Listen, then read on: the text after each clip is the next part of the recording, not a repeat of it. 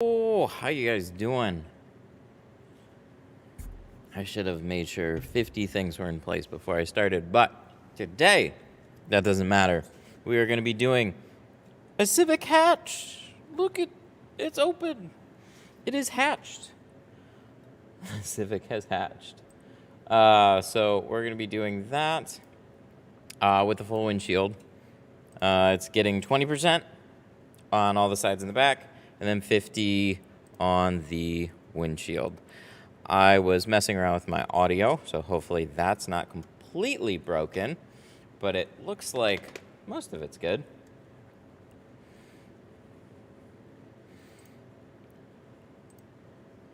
So the biggest question is it gonna all work? Is it gonna work? We're gonna find out. We're gonna find out now. Oh, how you guys doing?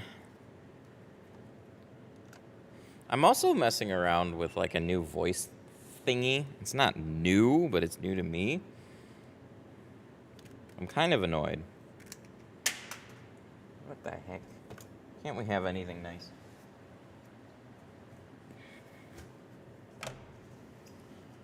It's new to me. So which one is it? Is it this one? I think this is one. Maybe this is one. Oh, that's one. Okay, so let me swap those.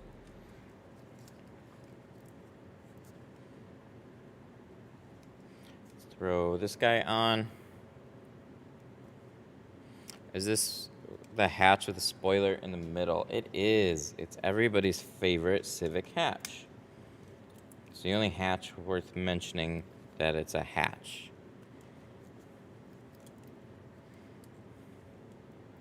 Merry Christmas. Thank you. I appreciate that. Did y'all have a nice Christmas? I got something special for Christmas. I should get one and show you guys.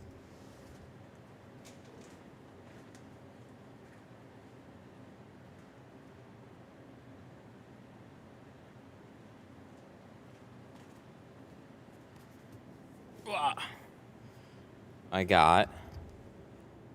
Oh, you can't even... I gotta put this closer. All right, I'll do it.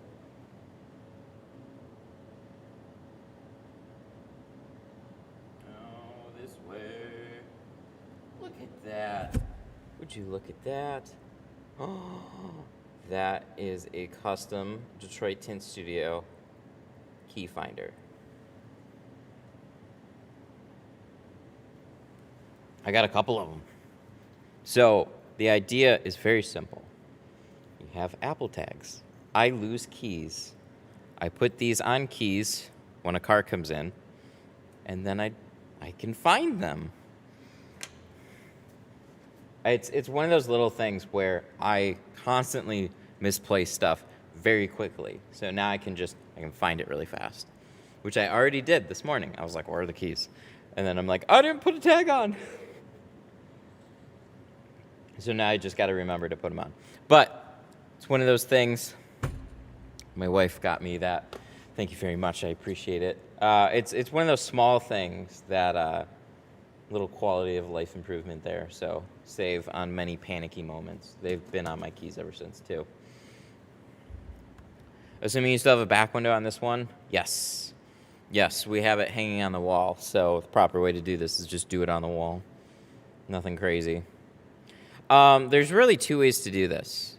You either, whichever is correct. You either remove a bunch of stuff. You either fight with it on the inside. You either splice it.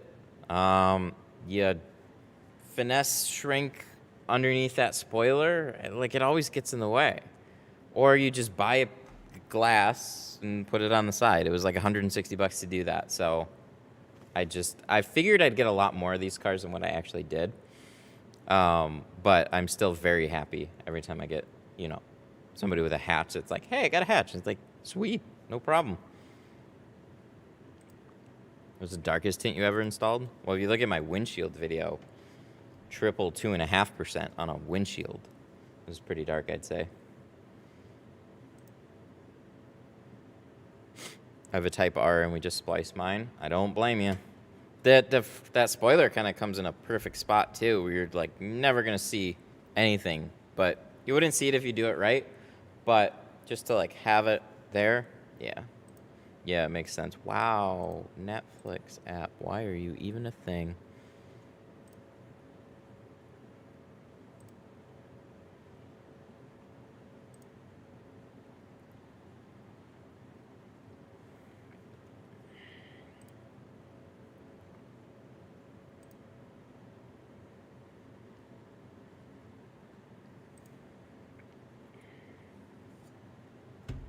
I did one last time, but I did a 2-piece. The splice line fell right on the wing, so it isn't visible unless you're looking for it.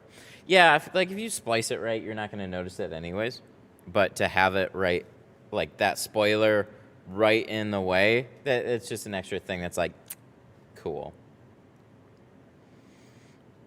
I wonder how many people would be okay with me splicing on a Civic hatch.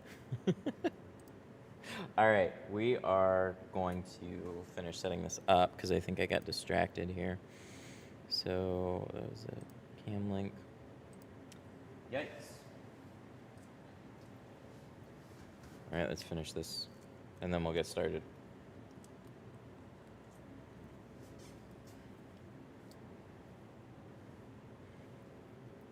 That wasn't for a customer. No, the darkest windshield in 3 pieces wasn't for a customer, but that is the darkest. The darkest I've installed practically is going to be 5 over factory on the back, which is still pretty damn dark. Anything darker than that is just, like, you're getting, you can get like a, I don't know, whatever even darker is than that, but double or triple layering something. It's just not something that anybody asked me to do. It's not really something I want to do either. Okay, so that's all good. Sweet. It's a Civic, anything goes. I always like to have good solutions for them, though. Do you think trying to do my own window tint is worth it, or should I wait to get it professionally done? There's a 2-month wait at my local place. Ooh, dang. You could learn in that time. Well, if you just want a nice tint job, and you're not looking to get into it like as a professional or as a hobby or anything like that, I do generally recommend to just take it to somebody that knows what they're doing. But if you like getting this type of stuff and you're not as concerned with the results out of it, then getting some stuff and messing around with it. But you do have the cost of some tools, some film. All around, you can save money just getting the stuff and trying it yourself, but know that it comes at that cost of usually scrapping a fair amount of film or dealing with a subpar job. So it all depends on what you're willing to do. That's kind of what you're up against, though. Hey! Oh, look at that, it works. What? I don't think so. But Daniel Reyna, thank you for the 5. Is this Mike? Daniel Reyna super chatted $4.99. Must have Mr. Tint Prince.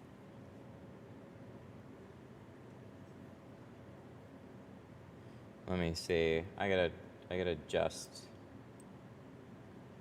this. Oh, that's why. Hopefully that wasn't too loud. I messed with my audio a little bit. So I'm hoping this will be okay. Let me know if it's just way too loud. Oh, actually, no, on the alert side, it should be totally fine. Maybe I can learn some things watching a live job. Oh, yeah, you'll learn a ton here. But the way most people learn is you watch, you try yourself, you watch again, you try again, and then it's back and forth. A lot of, let's see, we good? Okay. We're also doing something else for the microphone. I'm going to listen to this after. So a lot of it is just trial and error. And with automotive, it's very different from like any house. installing, you know, a starter or something where it's like you can look back at diagrams and kind of figure things out, take advice. With window film, shot go for every piece. So when you mess a piece up, you're starting over. Audio is faint. Okay, thank you for letting me know. Oh, it is. Oh, that's goofy. Okay. Are we good? No?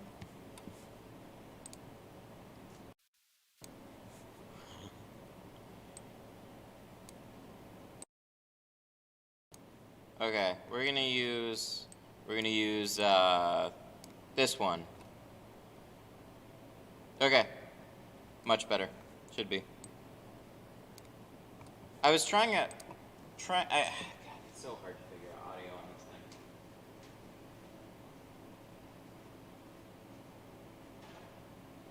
So there's a program that helps with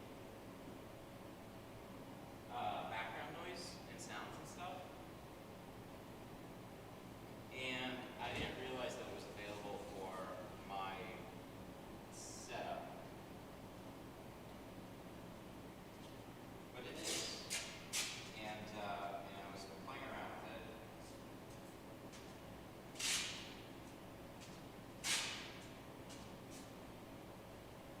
In here.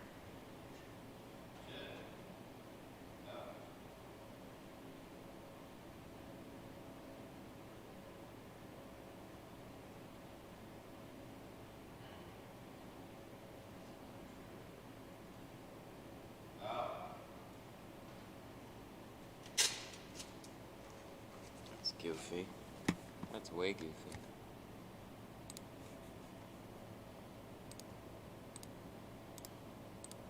Okay. Hello.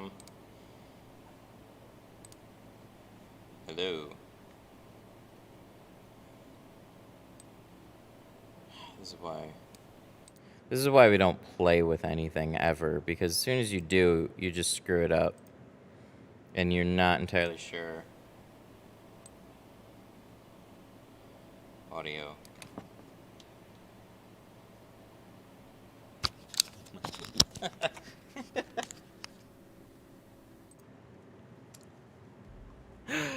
Oh my god.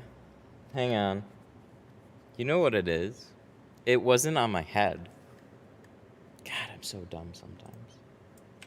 So, what I was trying might actually have been completely fine. It just, like you guys said, it sounded like I was walking away because I literally was.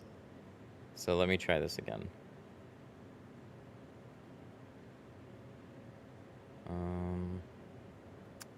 Mic in Elgato. Real tech. So it should be this. It's okay. You guys are on it.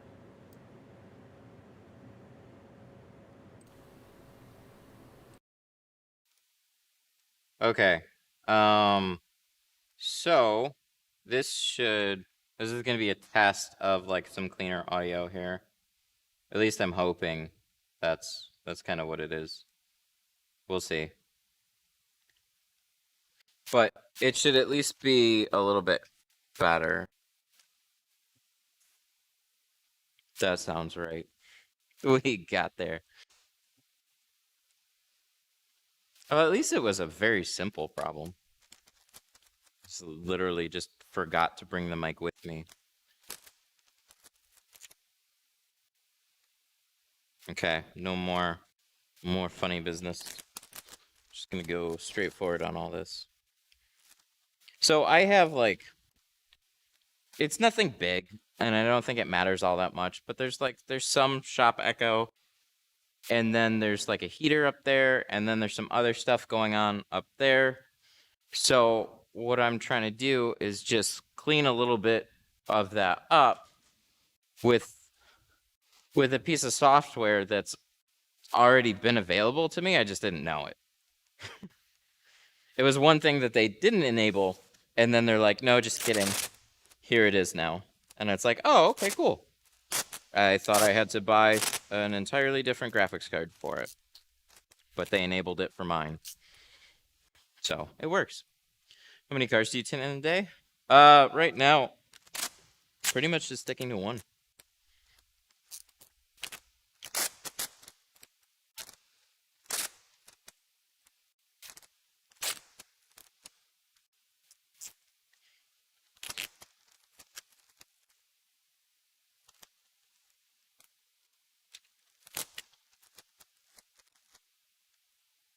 Why do you use the plotter and sometimes, ooh, that's nasty looking. Why do you use the plotter and sometimes you don't? Because it frustrates me. No, it's always the patterns.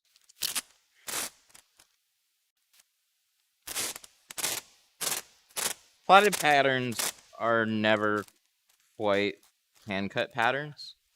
They can be good enough, but they're not the same. Sorry. Just noticed. I think this one's got to be a little farther down. Something like that. You guys can actually see the shorter car. I'm just so tall.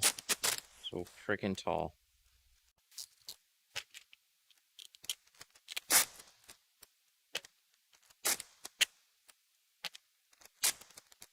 But if the patterns are good, then they're worth it. But it's always a trial and error thing.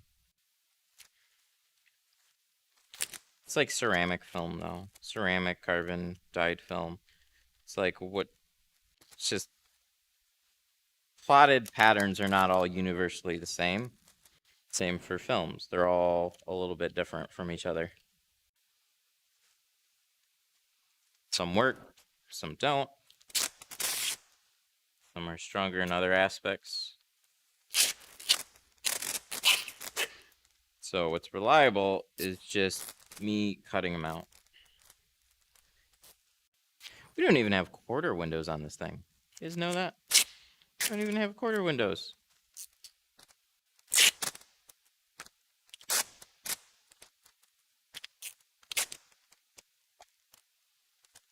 Hey.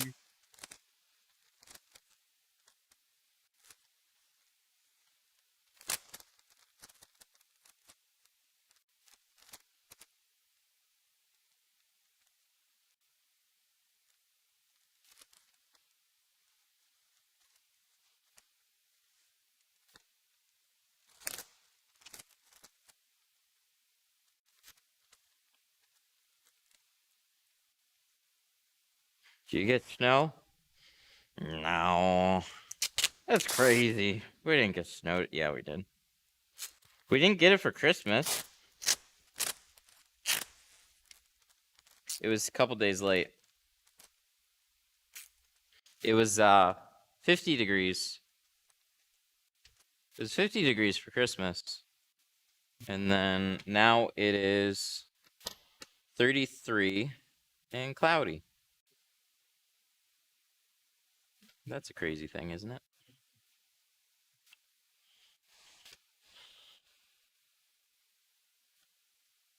Oh, how many cars can you tint in one day? Not do you tint. So I normally keep appointments light here. Mostly because figuring out over the past year what has been a happy balance between my sanity, good work, and still being able to like do YouTube and stuff has really limited production. So practically, if I don't have anything else to do, like, and there's a couple things with juggling all these jobs. There's checking a customer in, there's answering phones, there's possible mistakes, redos, there's a handful of other things like, you know, you're running a business, so just like you have to do regular businessy stuff, marketing, just anything and everything is all a part of it. So if it's pretty much just you tinting, and everything else kind of takes care of itself. That's where it gets a lot more streamlined, and I'll do anywhere from like 3 to 5 full cars in a day. Be pretty happy on 3. 5 is a little bit, we're pushing things a little bit. We are doing the windshield. We're doing the windshield in 50. We're getting some things prepped. There's extra crap and salt all over the windows right now. So we're just taping, getting things out of the way. We're not doing anything to that back glass. We're going to be doing stuff to that back glass right there. And then get it cut and installed on that one, I guess. I guess we should probably install it on that one. But yeah, when I was doing mobile work, I'd have like, I don't know, 5 full cars on my schedule, and I'd have to run around to a handful of places to get them all done. And then there'd be the mix of like a set of doors and stuff like that. There's a lot to do.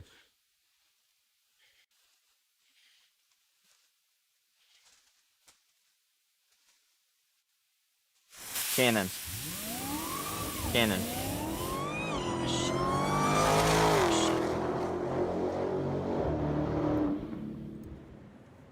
DC Customs and Detailing Super Shattered $10. DC. I just did a 2011 Ford Edge Sport This and the one. back doors quarter windows kicked my ass cause of the gaskets, and I cut per 10 exact and still had a light gap. Any tips?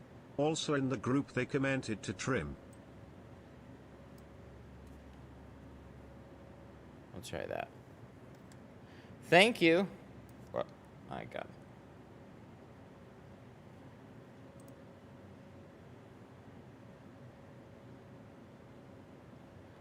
DC, thank you so much for the 10. Fixing something. 11 Edge Sport. Back door quarter windows kicked my ass because of the gasket, and I cut the pattern exact. Still had a light gap. Any tips? Also, the group commented to trim the edge. If you can pull up a picture of them in like I don't know, is it posted in the group? Because offhand I don't remember the edge quarters. I always get front doors on those. But what I can tell you for the Explorer is they have a tight rubber gasket too. Yes. Okay. So let me see if I can pull it up. So the gasket on the Explorer is still annoying as well.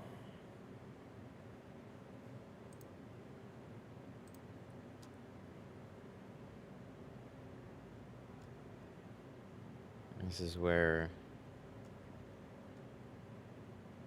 I don't know how long ago it was posted. So maybe I can search. Anyways.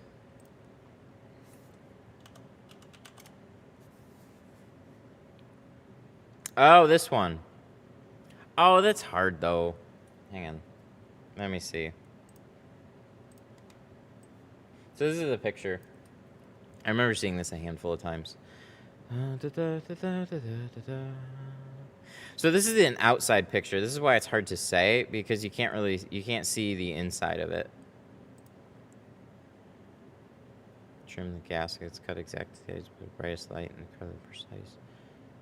If I could see the inside, so if you can add to this with an inside picture, that would be really helpful. But I have an Explorer one that I did. All right, this is it. So if this looks similar to your Edge, hopefully this is helpful. But let's go on a little slideshow tour. So on the Edge ones, they have a rubber gasket, or sorry, on the Explorer ones, they have a rubber gasket too. And the thing is, you can take your knife and you can free up just a hairline bit of space in here. And so I cut it almost exact, slightly bigger on the outside. And then I knock it in place, and this has a slight amount of room up here, and then it's like hard pressed right in here. So then I would just shift it in without trimming or anything, and then it would have perfect no gap quarters. But it is very tricky to get something like that. So this is my only trick for you here. If it's not like that, it's tough to say. But hopefully that helps. Thank you for the 10.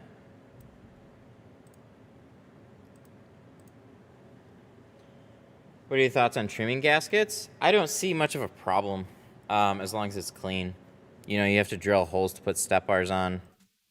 There's other small modifications that need to be made on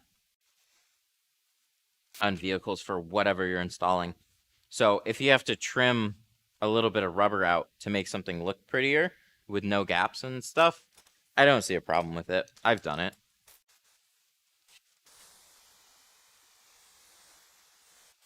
And the thing is, the person that you're delivering it to will probably not notice anything either. And then, like, it's one of those subtle things, right? Like, it's just little.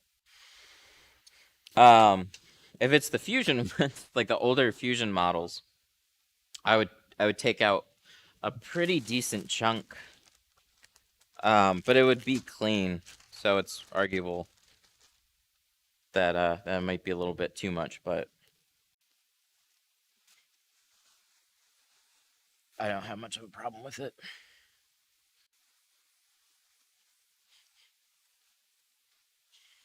But I can tell you on the Explorers, I would see people recommending to trim those out too, but that just makes them worse because there's no border there. It's just worse and worse and worse. So you really have to just get them pretty exact. Have you seen that True Spray system? No, I haven't. What is it?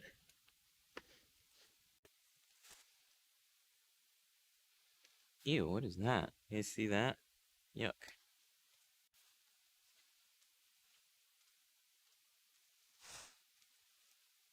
So we got a sticker in the bottom.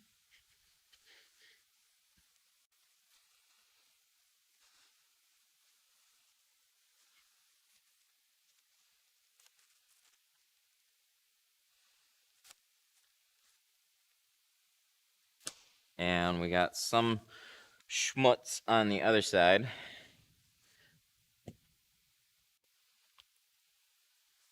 Keg with no air. Is that the sun distributing one?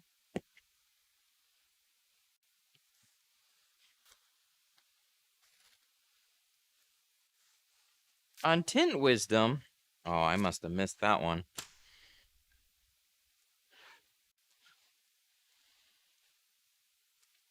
I did not. Sounds interesting.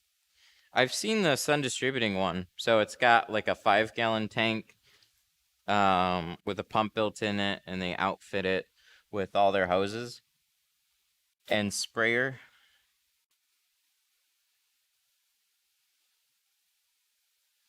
And I think the concept is pretty cool.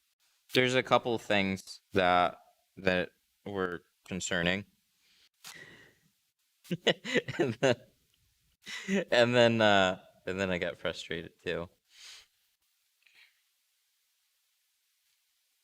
So really the biggest difference between like an electric sprayer and just the standard keg sprayers that are pressurized is obviously going to be that pump there. So there's no pressure in the other ones with the pump. So literally you just fill it up with water, you plug it into an outlet, you charge up a battery or however the power is being delivered to it, and then you're good to go. What I don't like about it is that it's reliant on a pump on a system that is already really straightforward. So you just need air pressure. And the part that frustrated me was it was really funny. It was like talking to Rick. He's like, I get people that ask me like, how do they fill it up with air? And it's like, okay, you can buy a little tire air compressor that goes up to like 150 psi for like 20 or 30 bucks. This is a little mount on the wall one, but they literally make them for if you have a flat tire, so they plug into a car outlet, no problem. Which seems pretty convenient if you're working on cars. So you fill it up with air, you plug it in, you're good to go. But what I liked about what I liked about the electric system, at least, is, you know, because you're gonna be happy spraying, and then all of a sudden you're gonna run out of battery. So as long as you can leave it plugged in, which he said you could, then that's at least much better, because you're gonna need an extension cord for a heat gun anyways. But I just think it's funny. I feel like some of you guys are hitting in like the middle of nowhere, like a desert. You're just like, oh, I have to have everything. Like, what if I don't have electricity? Like, good God, man.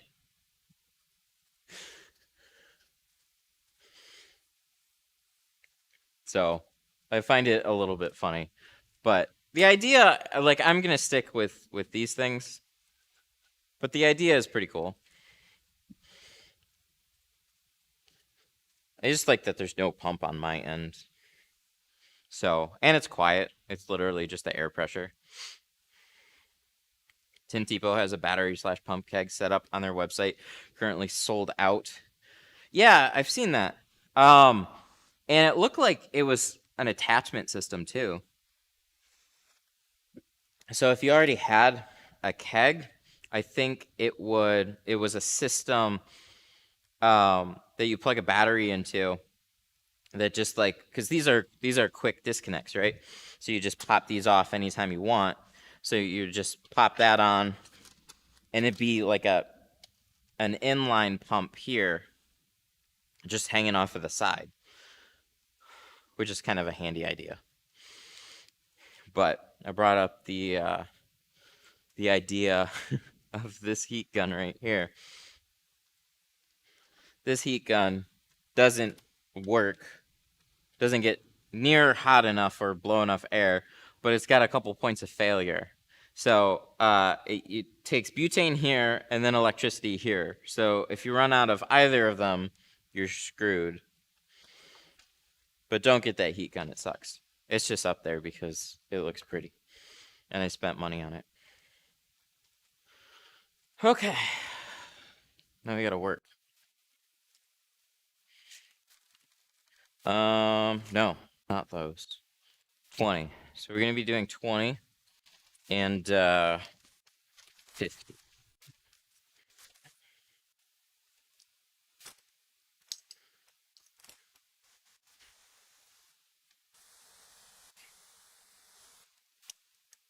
One I saw was gallon keg battery hose, or plain keg battery hose and trigger for like 380 or something.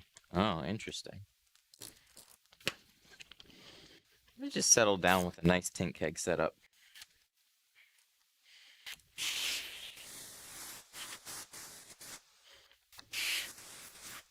But, you know, different strokes for different folks.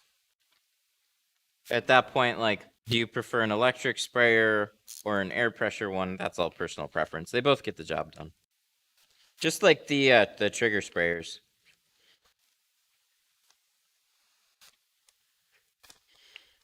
True spray system. Interesting. So if I search like True Spray system, will it take me to their website or something?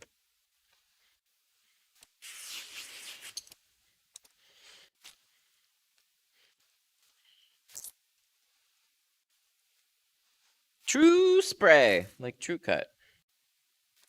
Do you use a 36 on the side to double cut? Yes, on these ones I do. It will. Maybe we'll check it out.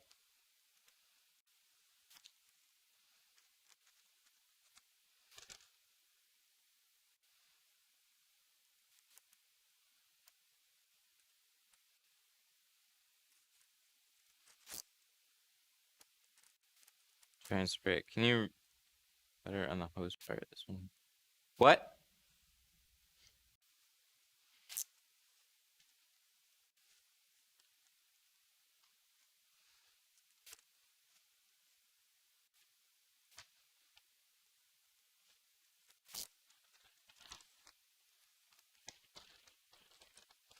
Yeah, we're doing a 36 on this one. On most cars, you're perfectly fine with 36.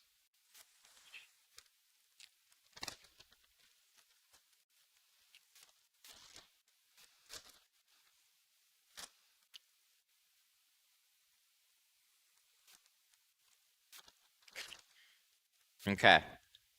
I'm gonna help you out here. I was doing a flat glass job the other day. I needed more slip in the keg, but I didn't want to pressurize it. That I didn't have a way to pressurize it. That's where a battery one would come in handy. Get yourself a little tire air compressor, and you'll be off to the races. But you're right. You could have plugged it into the wall instead. But that's just like all. I get the like it's all contained, so you don't have to worry about anything else anywhere else. So that is nice. That's like the one perk.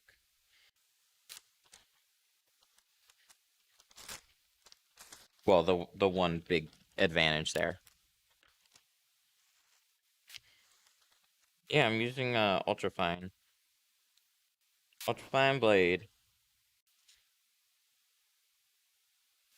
It's thin. It's been really interesting using this thing too.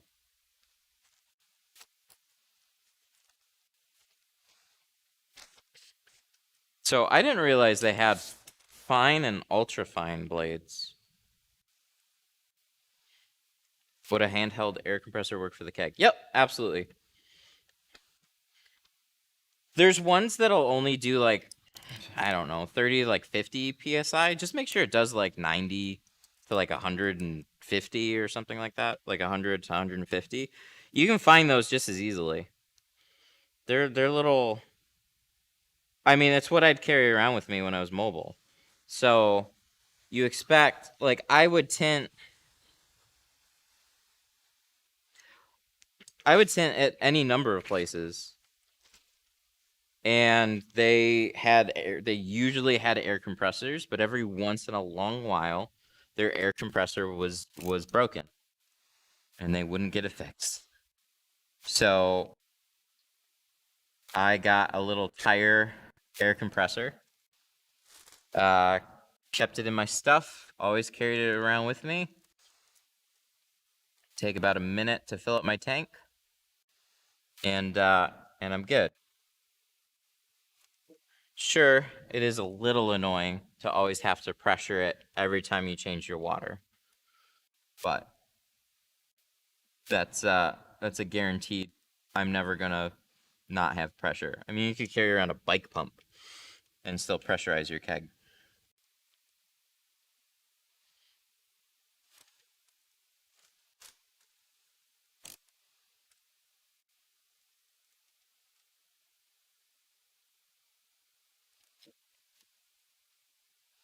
Nice.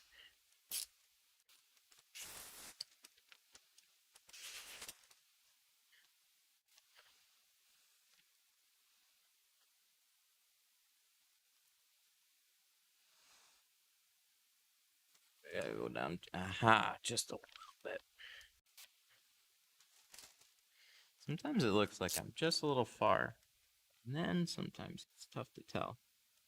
So what I like about the ultrafines is that little bit right there. With stainless, I always have the problem with like cutting off a sliver. But what I've noticed with something like an ultrafine,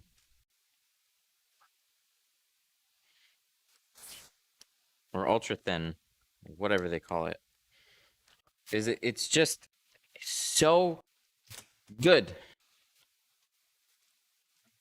It's so good at just getting those little slivers off. What I was using before to do that was like a 30 degree. And I still think 30 degree is a solid choice, but I've had way less hangups on thinner blades. So these are the normal stainless ones. So if you're cutting on exposed glass, use stainless. The ultrafines, I'm still messing around with those, but I cut in little areas where there are like little gaps and stuff like that, so it's not really doing anything on the glass. But these are the two thin ones. And for example, this is a regular pack of blades. So this is the BA50SS, SS for stainless steel. But you can see how much room they take up in the packaging. They go all the way from here to here. These ones, okay, I've been using them for a little bit. So you notice there's that little piece of foam in there. They take up about 2/3 of the pack. So they're legitimately much thinner. So they just fill that space with a little piece of foam. It's crazy. So those are by NT, so they're really high quality blades too. I was browsing around.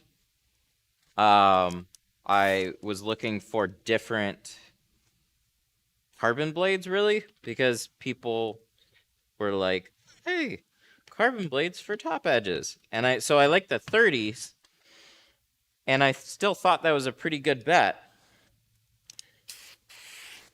But they don't make 30s in stainless steel, and then all of a sudden I see, oh hey, they have like fine and ultra fine. I'll just order all of them.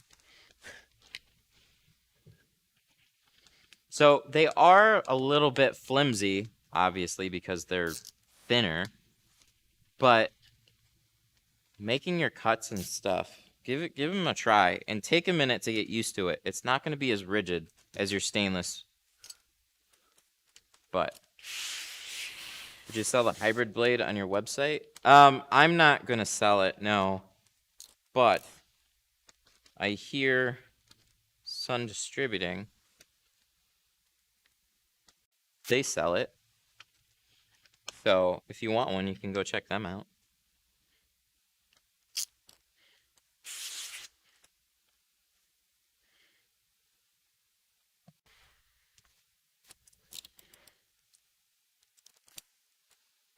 So everywhere that I'm cutting with these is like what I consider like a safe zone. So if you're like riding the seal, you're kind of cutting in this little gap. The side seals, like also it's never going to be anything that you could see. So you're just like cutting in between the sides. It's when you're cutting out corners or quarter windows or back windows, places on the glass that are just in the middle of something and you can see lines potentially if you cut there. So be careful. But that's kind of what's going on here right now. I'm not just going to pull this off and cut the corners, although I'm getting my feet wet with trying that out.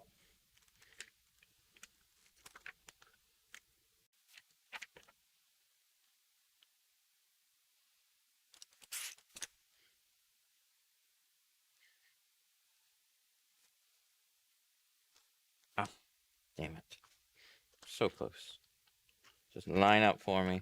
We're a little slippy today. And it's winter.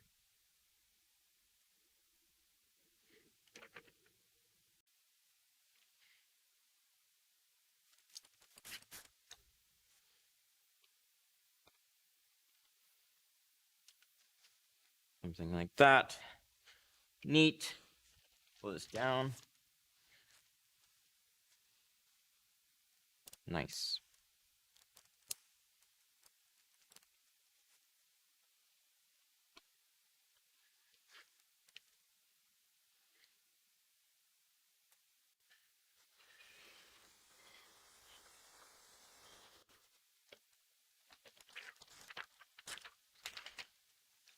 But yeah, for trimming edges after you heat them up, that's been another thing that they've actually been helpful for. So we did a Tesla the other day, and there's like a handful of spots that overlapped, and just dry them out a little bit, and had a way easier time trimming it off.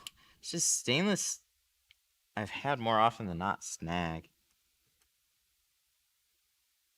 But it's like, it's a nitpicky thing. It's not all the time, but if I'm trying to cut these edges and similar ones, like on a glass board or something, and I'm like, I gotta just trim out this little hairline thing. I've had a way easier time getting these blades to do that than like cutting on the edge of a stainless.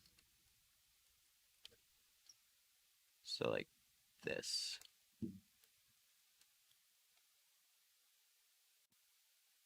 That little bit right there. Just until we get it perfect. I like that. It's like dental floss. I see your hairline dropping the film before cutting the top edge. Have you seen this last well with continued window up and down from the customer? Oh, I always drop the window down about a half inch to like a full inch. Yeah, it's how I literally do everything. Oh, it is. There we go.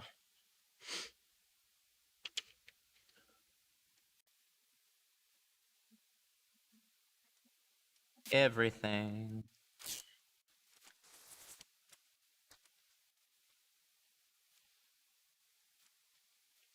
So there's always potential for a window to peel, but if you do it right, you'll be fine.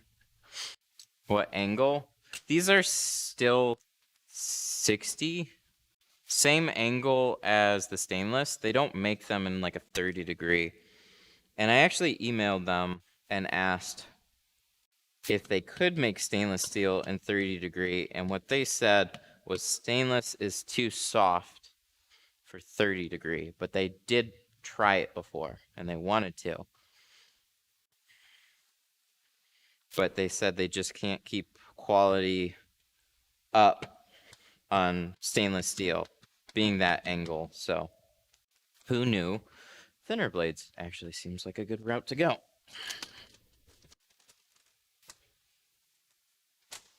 I want to watch you shrink these windows. I'm having problems shrinking my side windows. Ooh! Wonder if we can do a thing. You think we can do a thing? I think we might be able to do a thing. Oh, I got a couple of things for Christmas. This was like special request for me.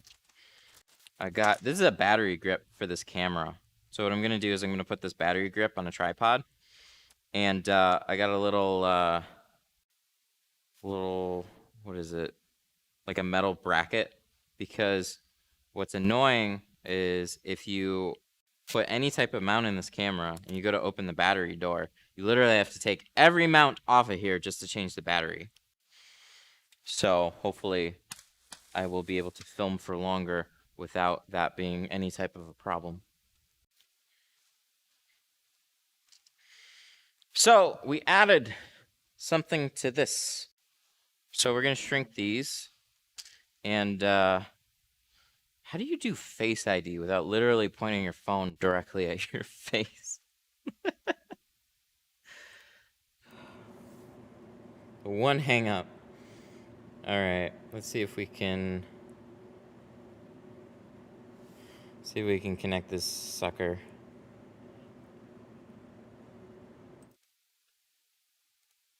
Phone. It's pretty nifty.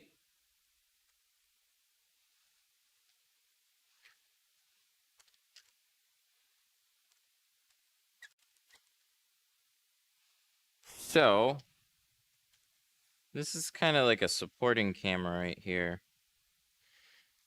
Way easier. I went all out, guys. I got the mount and everything. So now it's super easy to like just adjust some things for you. Can you tint windows in the cold? I recommend pulling it into a garage, but it's snowing outside. It's below freezing, and we're still tinting, so we're all right. So to shrink these, or any other windows styled like it, snap shrinking. So what I'm gonna do is basically squeegee all my water out, and it's still damp in between there. So I'm gonna pull on the long edge, this little bit right here. This is what I'm gonna curve. So you're just gonna throw some heat and curl the bottom. Doesn't take much. And there's always gonna be a little bit more on the long edge. So down this way. But that's kind of what you're looking for right there. If not, maybe slightly much. Just slightly. No, it's all right. But that's kind of what you're looking for right there. You want this healthy snap to your window, or if you pull this up, whoop, and then that's all you need. Or should be anyways. So a little bit of a different perspective here.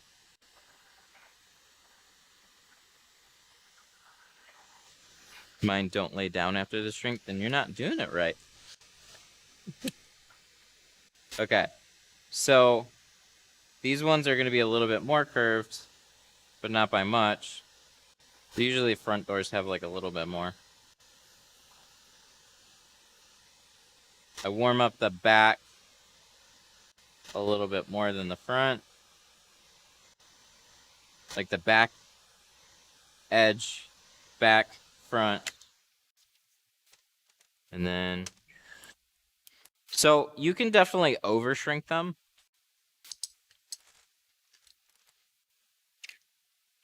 And what that would look like is basically horrific smiley. So you're looking for like a nice, gentle smiley. So as you lay this down, it's just, whoop.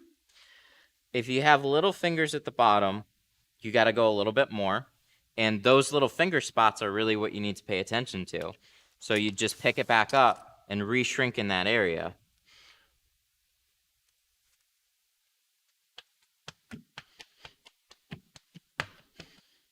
But it should just lay down. So we'll start it from the very beginning on the other side.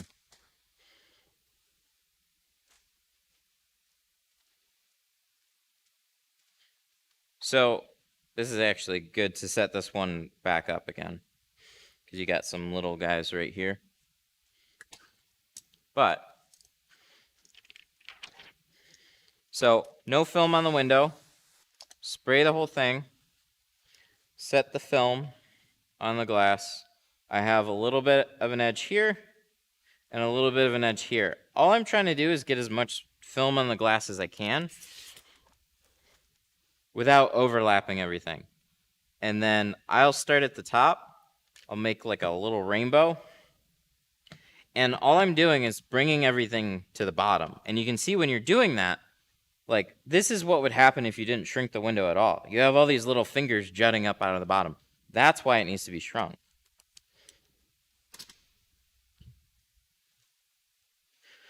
So let's pick up our gun.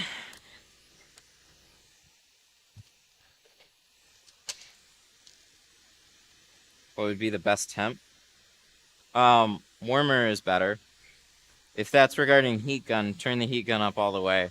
But if it's just outside temperature, because it is like frozen outside, then just get yourself in some place as warm as you can be. So there'll be a little bit of water in between here. That's why I like to sweep out the water. It just makes everything dry faster. But instead of just like going here and shrinking individual fingers, pressing them down, putting them somewhere else, we just do the whole thing at once. So it's going over a much more even stretch of film than just focusing on the little individual stuff. And think of it kind of like stretching fabric in a way. That's kind of what it should feel like. So, for example, when we go to pull this, what does it do? Cool. We're about 90% of the way there. I put it all down and oh my gosh. See that?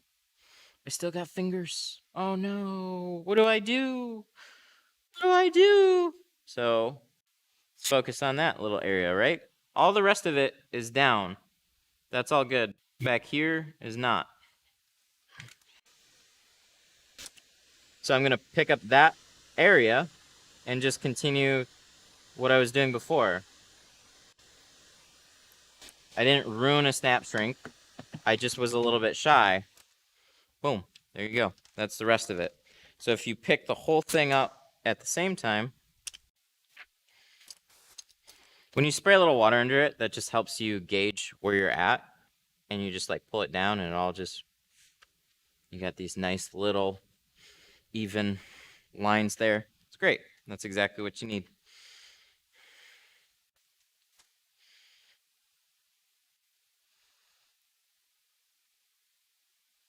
It's just slightly different angle here. So this one's already set up, but again, spray the glass, put it on, and long side, a little bit of an edge here, a little bit of an edge here, just because it gives me the most film on the glass. Squeegee like a rainbow. And oh, look at all these. Ah, terrible.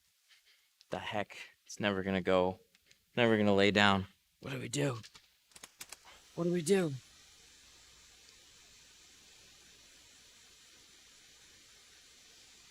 So, one way that I see too is they call it double snapping, and that's where you literally shrink these, you push it all down, right? You get them out of the way, and then you pick the whole thing up and then lightly warm it again.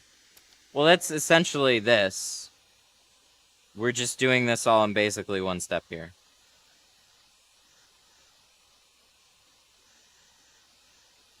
You're just warming it up till it starts to swoop. And then when it swoops, you pull it down, you check it, you can spray underneath it, sweep it out a little bit better. I have some teeny tiny little ones right at the bottom. So let's pick that up. Let's take care of just those. And then there we go. I didn't want to sacrifice a pattern today. So like I didn't want to show you guys what over shrinking is because I'd literally have to start over. But when you over shrink, you basically heat up so much in like the center or something that when you go to lay this down, it just really sharp, like really sharp fingers will pop up and they'll just like, and you'll try and put it down and you'll fight against it and it just won't. But this is what it should look like. It's all nice and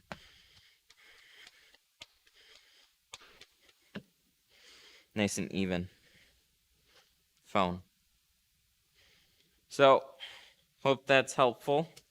That's about as detailed of a snap shrinking guide as I can give on this car.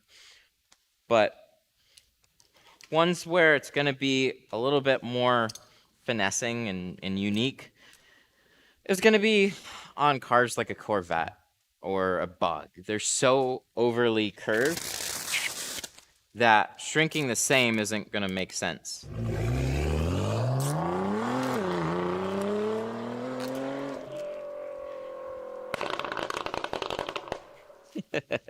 Michael Barbieri super chatted $10. Great explanation. You should use that as a new clip on YouTube. Thank you. Thank you.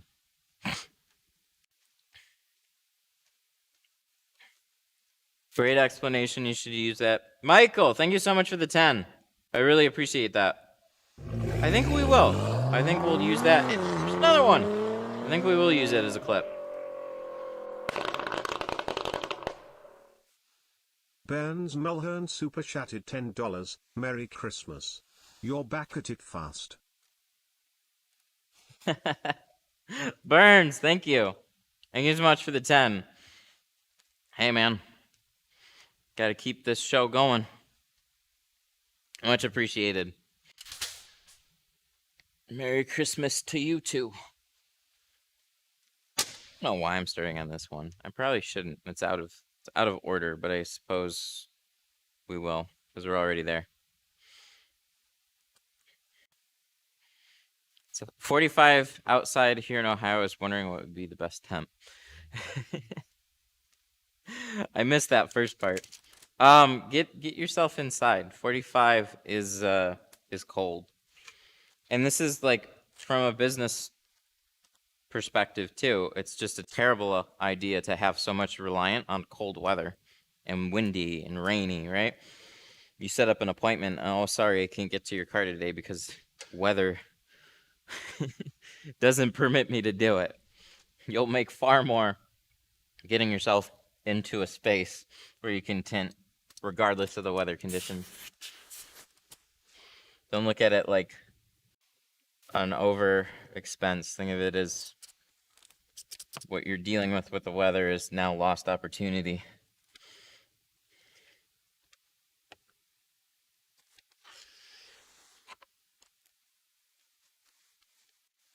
I like that little phone cam, man. That's so handy. That's so easy to set up. I appreciate that.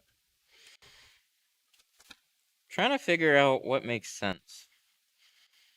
Like, what is overkill? What makes sense as an addition? And I think that is really, really helpful. I'm gonna work on a way to make it just a little bit bigger when it matters, but maybe like an enhanced mode. Like zoom in or something. I don't know.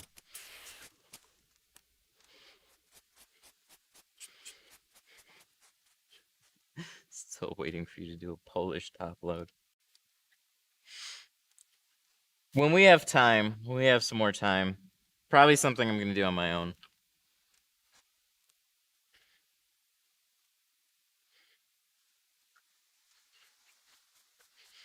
Cut my first top window or my first side window using your techniques. Nice. Glad to hear it, man.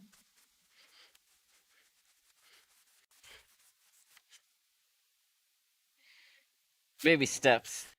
You'll get there. It's only a matter of time.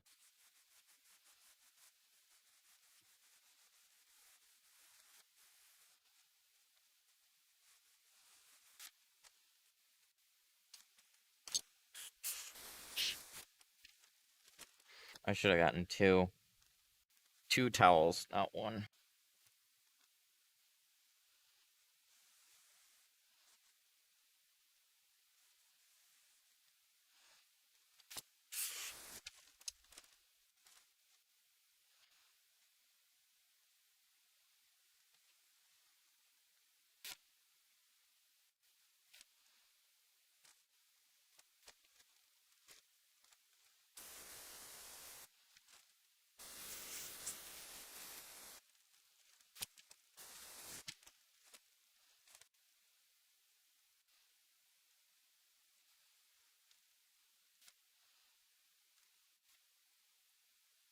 Tried to live stream from my phone.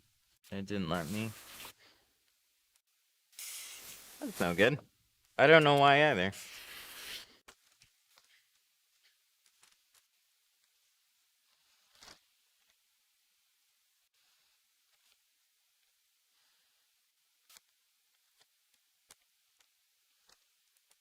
The only thing I've heard is like if you have under 1,000, you just need to verify your account. So you can do that on like the YouTube dashboard. So like desktop, go to live streaming, and you have to like enable it. As long as you can enable live streaming on your channel, you're fine. With a GoPro, I have also heard using the Quick app requires over 1,000 subscribers, which I think is super dumb. But there's workarounds. Should be able to just stream to the stream link.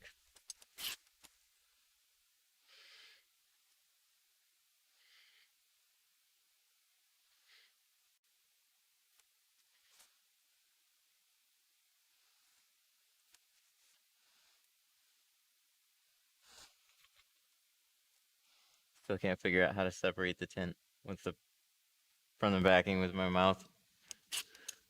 Hey, I can't really figure out how to do it with like my fingernail. So whatever is easier.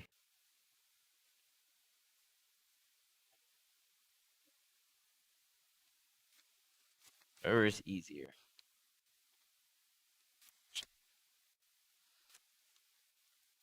Oh man, we got some soap today.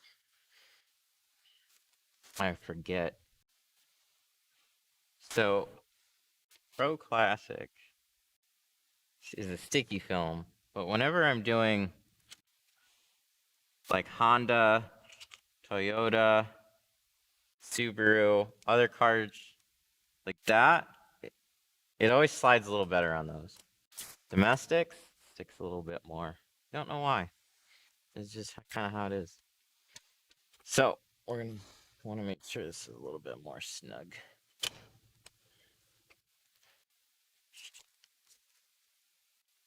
That's looking good. So you really only need to worry about this bit. You don't have to squeegee out all this. But worry about this bit, and I always give it a little like wiggle, and if it's fixed in place, good to go. You can always roll it up, and then if you're a little unsure, you can roll it back down and double check. But should be fine. Give it that little wiggle.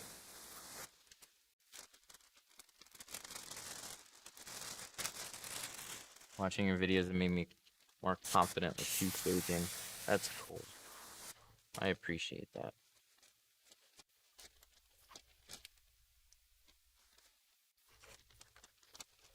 It's tricky. It is trickier than it looks to get the hang of. But it's just another approach. It's worth getting the hang of because it's so universal to tinting. You can pretty much do any car this way. Versus taking them off, which makes the tinting part easier. And that is pretty nice too, because you can always like take your time with pulling stuff apart. You're not like sacrificing film.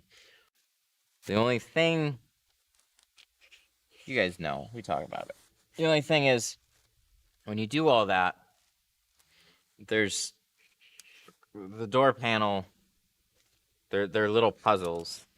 So the more you do them, the better you get at those puzzles.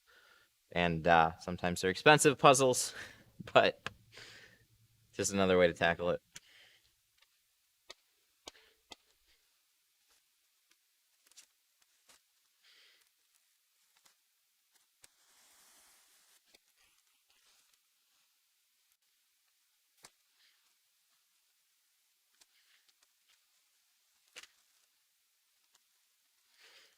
Here we go.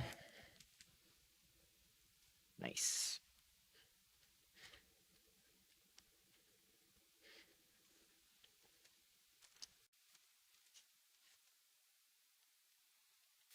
No. Come back here.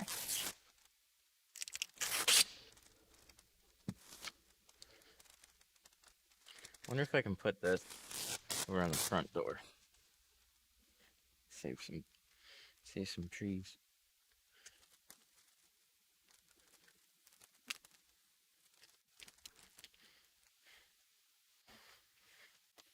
Ooh, thank you for reminding me. I gotta prep that. So that glass there, that one is very important today, yes. That makes this not so much of a headache anymore to do. Probably have to do a little bit of shrinking, because every time I've shrunk back window off of that, I've had to do a little bit more shrinking than the actual factory one. So, we'll move this sucker out of the way. And then we'll go ahead and prep this dealie. So this is gonna need some dryer sheet. I don't really care so much about scratching it. So we don't have to glassate it or anything, and it's against a nice white wall, so it should be easy enough to see.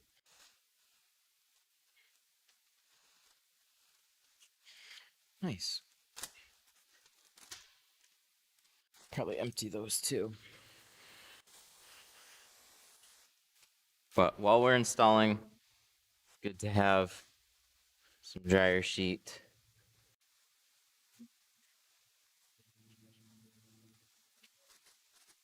Dry. We did the windshield, so we should do this as well. Hopefully this won't fall. That's not sketchy. A little bit. A little bit.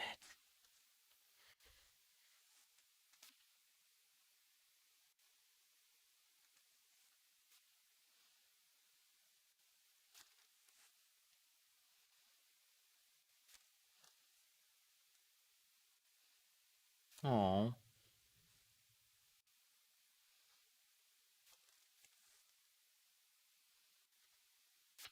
do you know what cars this back window will fit?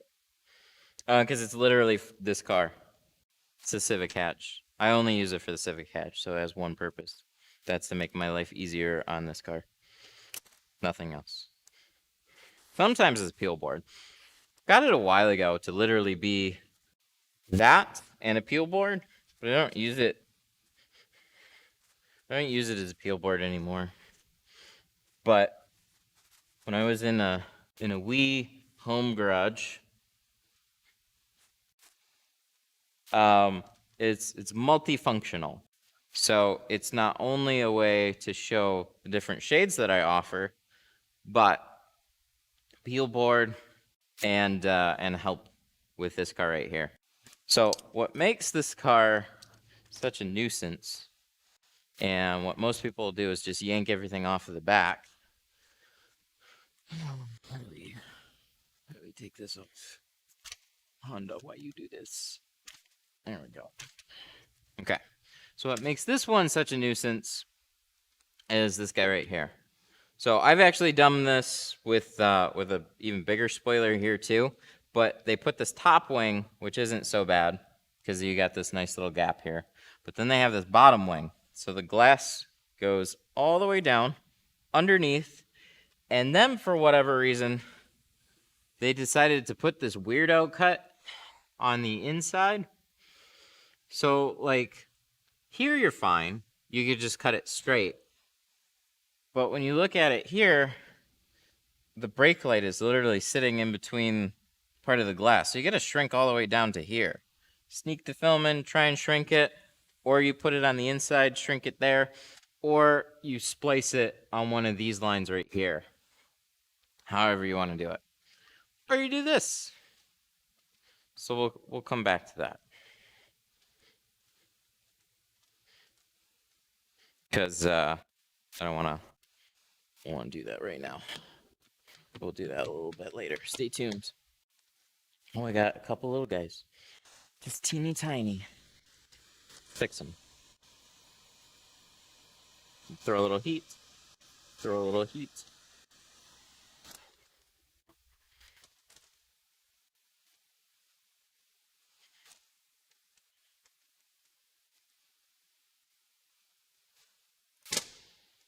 Oh, another towel. Let's grab one.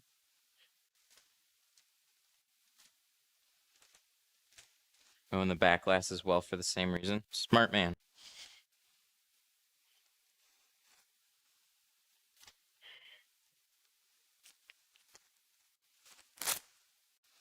I haven't like bought much, but I'm like on the fence with buying like a Model 3 back window too.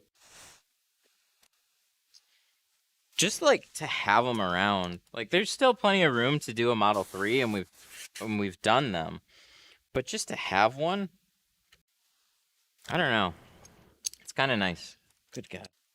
Can't keep track of anything today, can I? Where did I put the put my blade down. Back and forth, back and forth, back and forth, back and forth, back and forth. I waste a lot of time that way.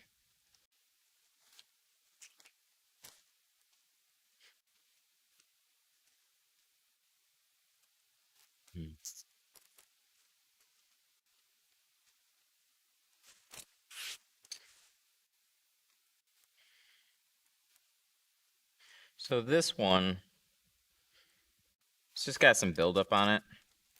Oh, PGW. So this is a replacement too. Wonder if the back one was. That's interesting.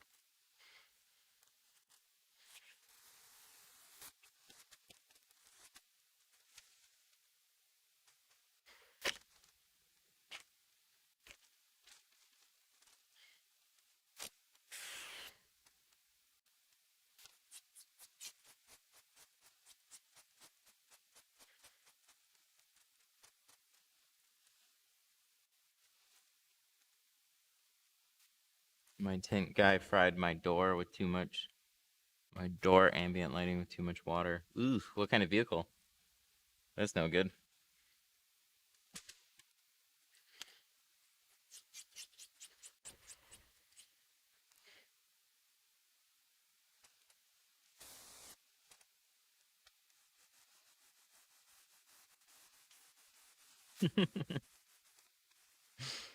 I'll get a Model 3 when I get my location. That way, crazy Tesla people can't blame me for anything. Don't blame me at all. Stuff like that, like when you know you're gonna get more than one,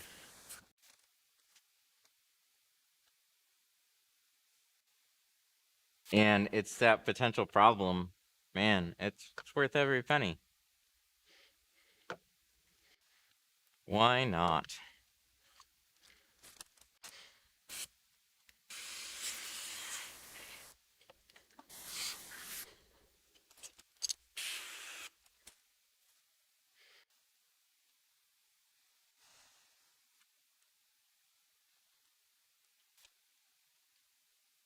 What's it saw?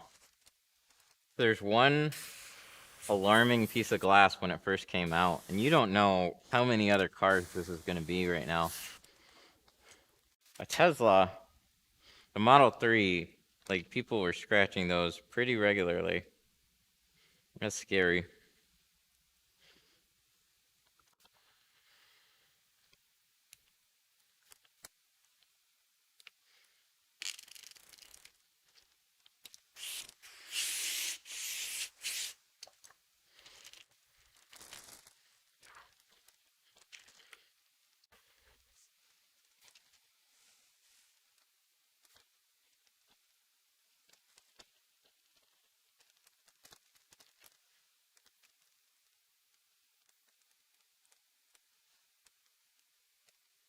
See, that doesn't even make sense to me.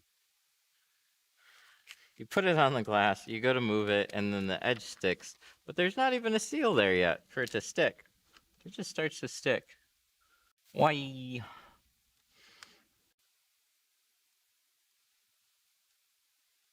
I didn't get that edge wet enough or some shit like that.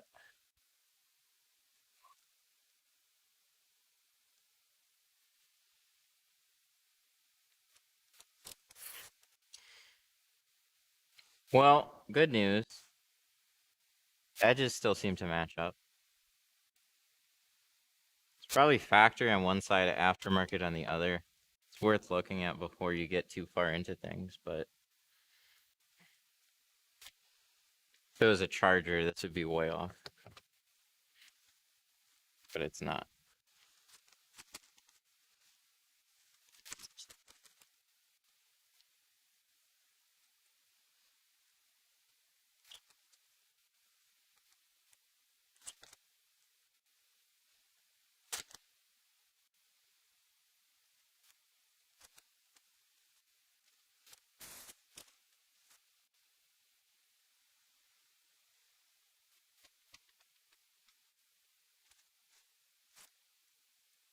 CX-5?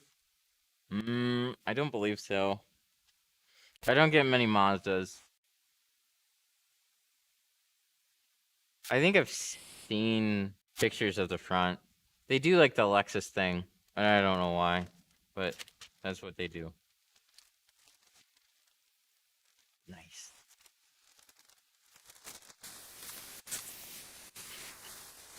I almost forget about Mazda. Because they're not, hardly ever see them. It's a car that I'll maybe get like one or two of in a year.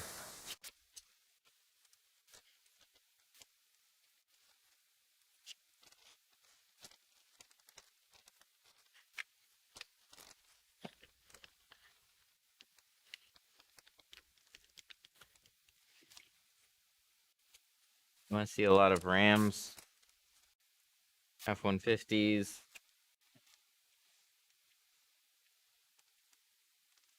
And come here. We get a fair amount of everything, but some brands, like I forget Mazda's even a thing still, because we don't get them.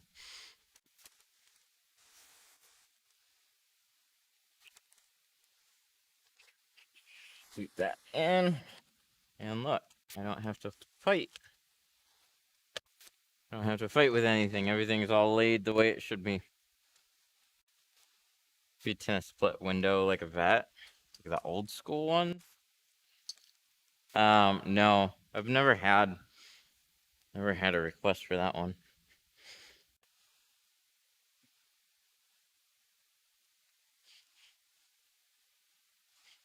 No, what I get is mostly like modern mid-range. So lots of trucks, SUVs.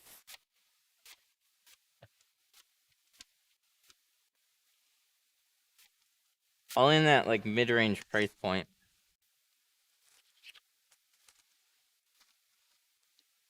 So I see Cadillac, BMW, Audi, Chrysler, Chevy, Ford, Honda, Toyota, a little bit of Toyota. Not as much Honda or Toyota, but I still see them. I mean, shoot, I mean, we had a little spree where we did so many Malibus like back to back. That was a good day.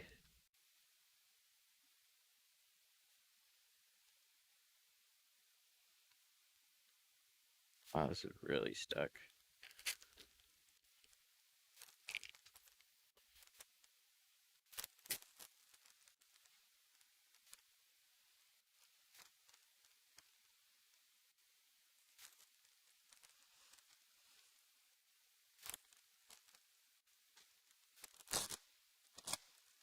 Neat. We have successfully tinted another Civic window. Looks good. I like these. The door glasses are awesome. They're so straightforward. Really wide seals. Easy going. I like them a lot. Here, maybe we'll show some tucking power with this one. How do I do this? Phone.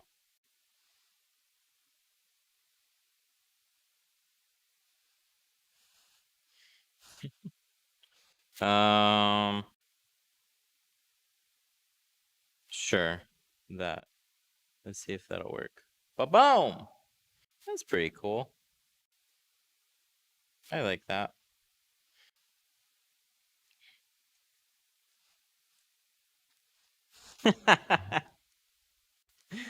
Took me 30 minutes at Lowe's to find that tape. Yeah, it's over by the housing. So in mine, it's over by all like the plywood and housing building supplies because it's sheathing tape. But then they put it at like the back corner of an aisle. And I love that they've got like online finders. But some of them are such a pain in the ass because they'll say like BW for like back wall, or like then they have like end numbers. And their end cap numbering system is just confusing too. But yeah, they put it in weird places. That's funny. Okay. Set it down for like 2 seconds. Almost forgot where I put it.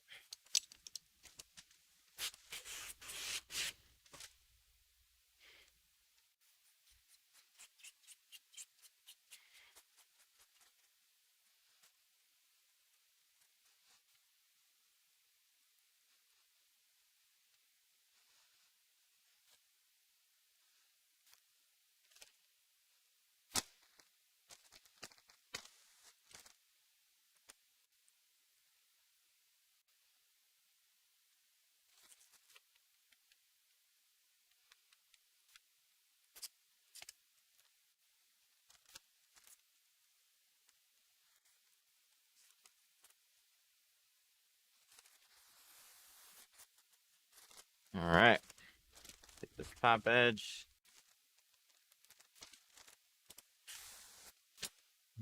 Throw it in.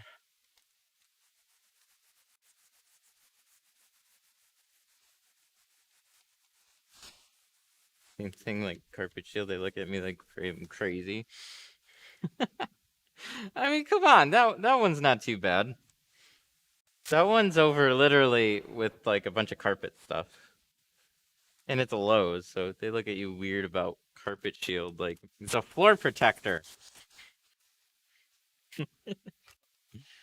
What got you started with tinting? Happenstance. I was doing automotive accessories and detailing at my dad's company. He's not a tinter, but he's a business owner. So he had a chain of auto accessories stores, and I was in high school at the time, and it was a good summer job. It's like, hey, you want to do detailing work? I was like, sure, that sounds great. I didn't know what detailing was. And I was like, oh, that's a fancy way to say car cleaning. What the heck? Like, we tint windows. We're tinters. You clean cars, you're a detailer. Wow. So, anyways. Trying to stay out of this camera's way. Excuse me.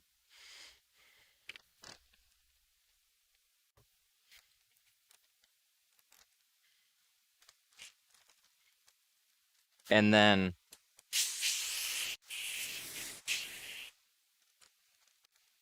our window tinter at the time, he quit over the weekend. And then they asked if I wanted to learn, so they brought in his business partner's son, who was also taught, like, self-taught tinter. Learned with one guy for like 2 weeks, and then he was put on his own. And then so they sent him out to the store that I was at to handle all the tint work. That was kind of how I got into it. It's just supposed to be like temporary summer job. They asked me like, yeah, you're gonna be window tinting for the rest of your life now, and I'm like, whatever. I was going to aviation mechanics school at the time. Like, no, I'm not gonna be a tinter for the rest of my life. And then here we are, 14 years later.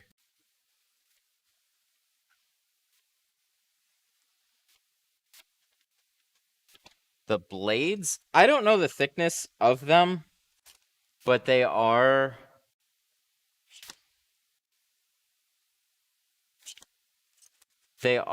pretty thin blades. Like, they'll say, so look up NT cutter and look up, and they'll be like, in the listing it says fine and then like ultra fine or thin and ultra thin. So I just use either or. I literally forget which one's which because they're all in Japanese rating. I'd have to look up the pack again. I'll interchange between both. They're both good, but thinner probably because it's like sharp and, or maybe it's like sharp and ultra sharp or something. I don't know.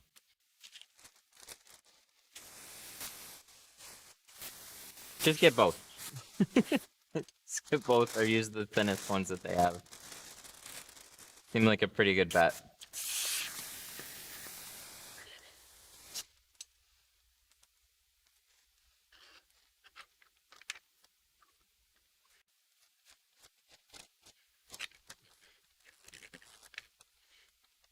Do you install variable tint?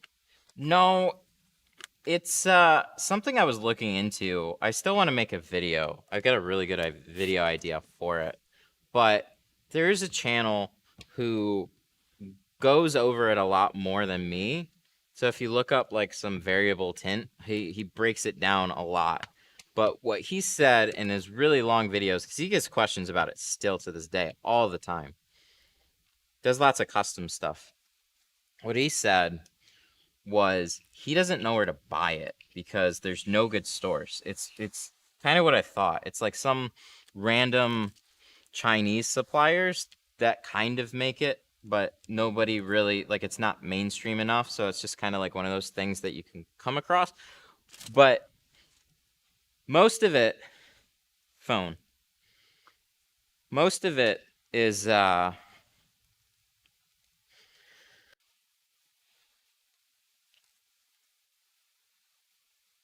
what am I trying to say? Most of it is just kind of like obscure. So it might have been like just a run that somebody got a hold of him and had him install it. And then so he did it, and then he doesn't know where they got it and he can't get any more of it. So he made this video like 10 years ago. The stuff that they have now is just kind of variable in an annoying way. So it's like that frosted stuff. So you're not going to put it on cars. It's not see-through.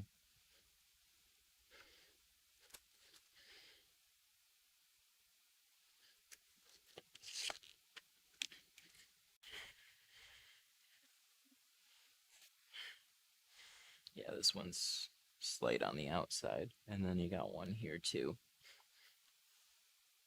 Nice. Just making sure that's not my tint.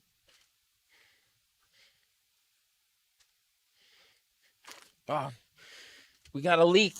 See, this is why I like the plastic, but if it doesn't do its job, then you deal with something like that. Not the end of the world, but if I didn't cover it up, that whole thing would be soaked. So I do my best to try and keep stuff like that protected. Sometimes water can leak its way through.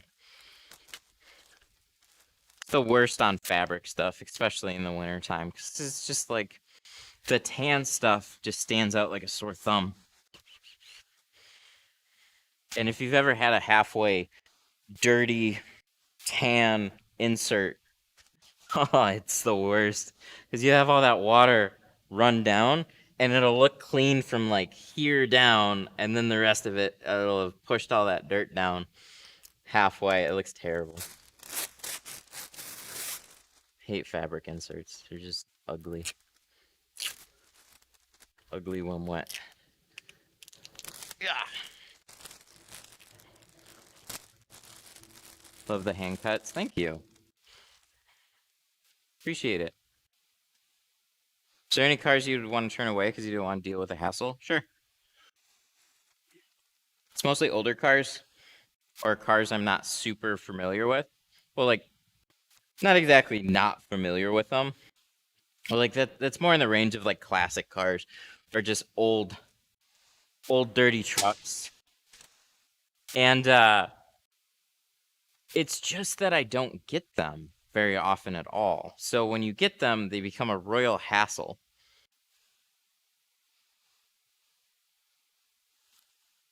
And I just, you know, you end up having to charge more, and if they're cool with that, then that's more okay. But in my experience, a lot of people generally don't want to spend a lot of money on that type of stuff, but if they do, then I'll do it. I just have to charge accordingly for it.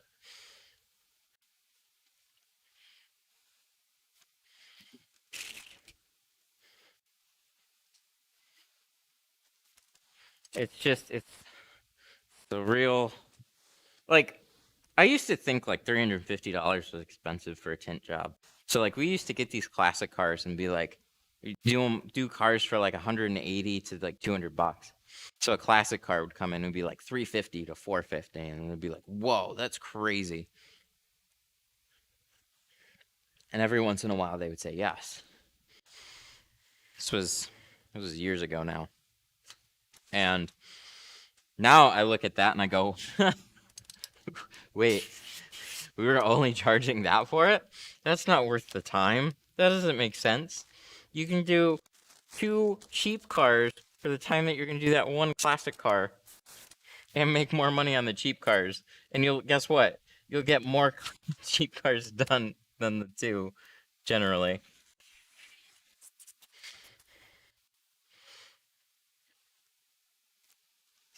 Or especially if you get into the older model cars too.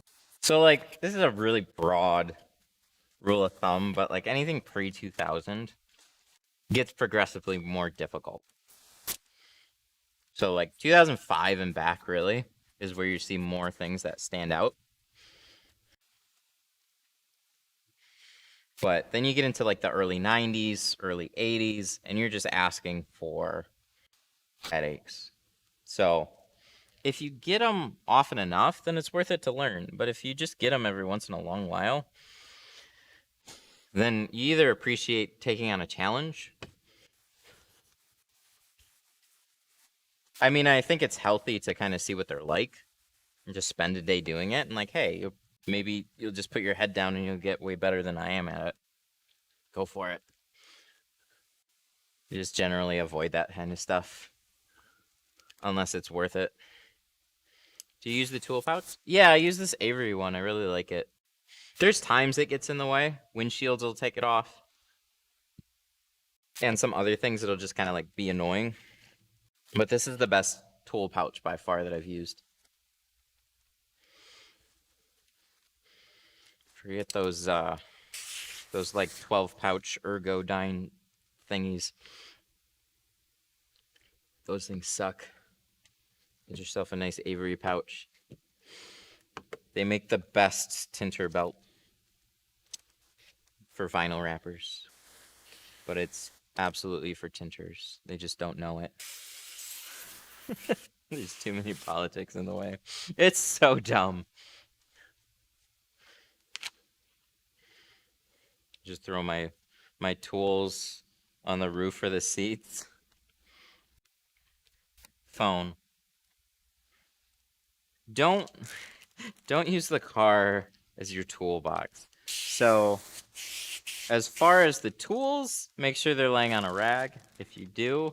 Otherwise, plastic tools, don't put those on paint. They will absolutely scratch.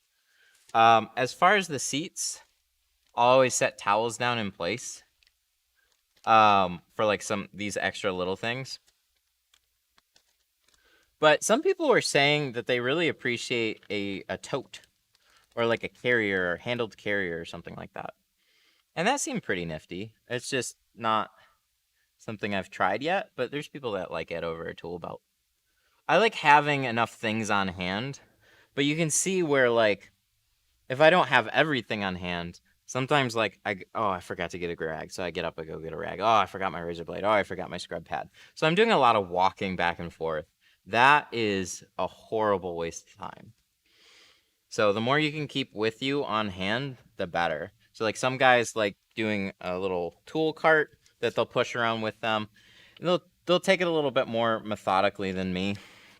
I always got used to like coming from mobile tinting. What I would do is I'd have a cart, but I'd leave the cart in the corner. And then so I'd always run back to the cart and then I'd have my tool belt. And here you'd think I'd be used to all this by now, but I'll start to make my own rules and then I'll ignore them. Then I'll get scrambled and be running around all over the place looking for where I put something.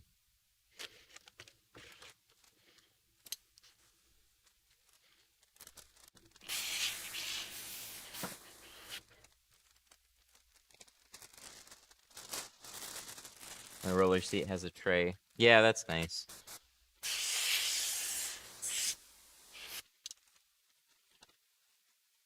I've seen some of those like little toolbox stools and stuff. That seems pretty handy. The stool for me, there's a little while I didn't use anything. But the best was like just as compact as I could when I was running around because I just didn't want it to take up space. So I'm actually still sitting on it. And I kind of wish I got something by now, but I'm still don't quite know what to get because I like something that's really low profile, not so like metally and whatnot. But then I don't know. I start looking at options and then I get distracted. I should just buy something. I should buy something and put some better casters on them.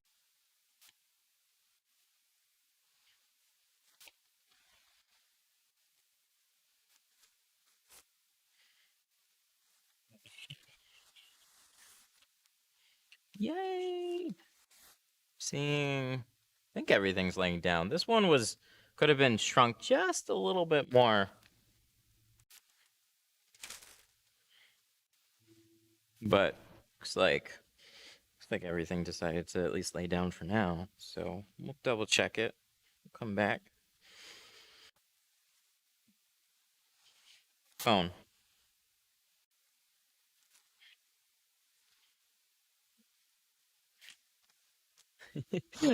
So it's not actually a stain.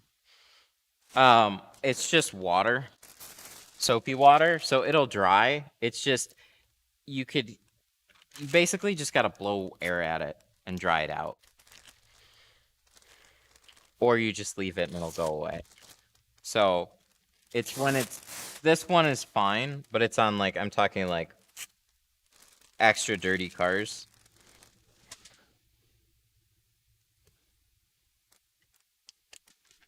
Oh, be nice. He didn't know. He's just asking.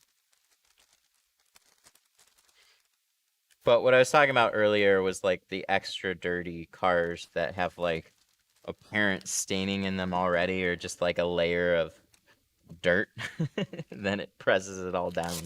So you can get all this stuff wet. It's just less appealing when you deliver it, right? So if somebody closes, gets in their car, they drives away, and then they like lean against the paneling, and then they're like, ugh, why is this damp? I don't like that. It's just those little things. I did the same thing a week later, and it was still stained. That would be my guess, is that it was overly, like, it just had dirt on it beforehand. You would just need to kind of flush it out and make it all even. So however a detailer would handle it, I think they'd usually spray it and then like take an air gun and like blow all that stuff out. That's another way to do it too. It's not a heat gun, but like an air compressor, and just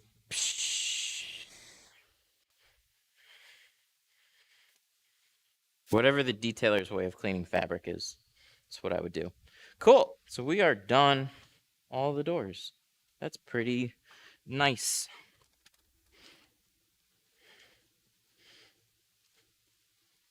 I got this big old thing. It's on a wall. And whoops.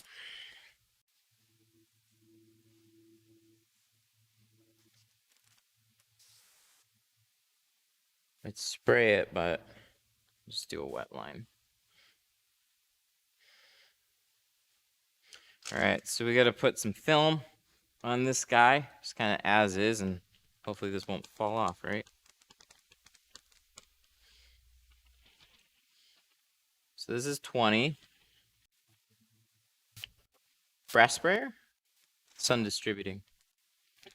They make all the tint keg stuff.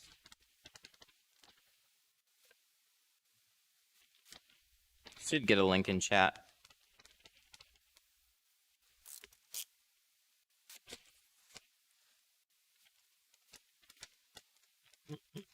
There you are. There we go.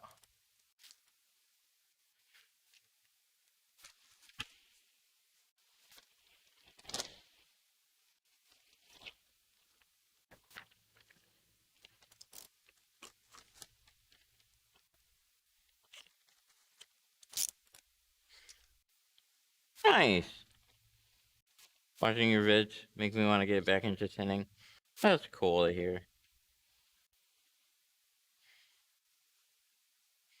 Tint brands, I mean, there's what I like. But what I like is not necessarily for everybody. So I'm using Geo. Sun Distributing has film. Tint Depot has film. I always encourage helping support the companies that also help support this channel, because they genuinely care, or else they wouldn't. But those are some really good options. Is that a Civic? Yes. Yes, so the easiest way to do one of these is to just do this. I've had this mounted here for a long time. And I've done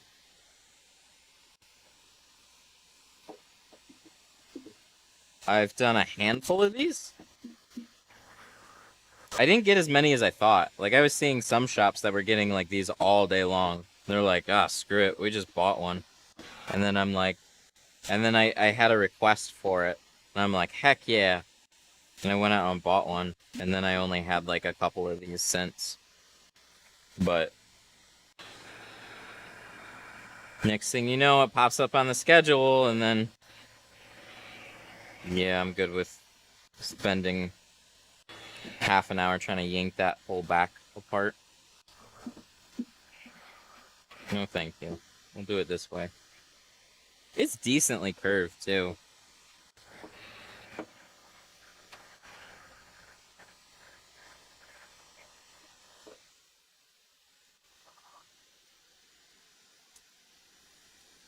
So, phone.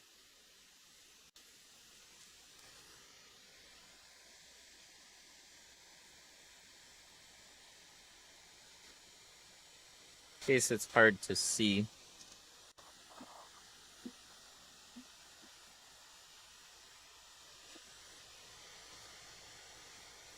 Is 2-ply black on Tint Depot okay to get started? Yeah, what I would suggest is whatever kind of fits your budget. You can even order half rolls from them.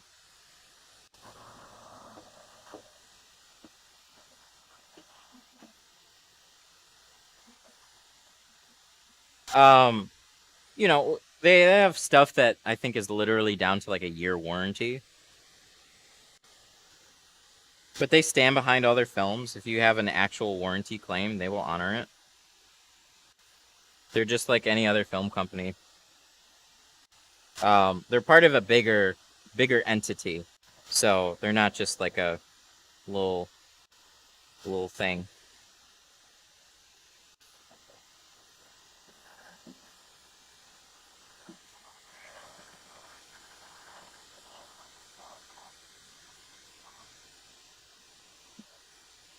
But as for like what's good for your customers, it's always tough to say.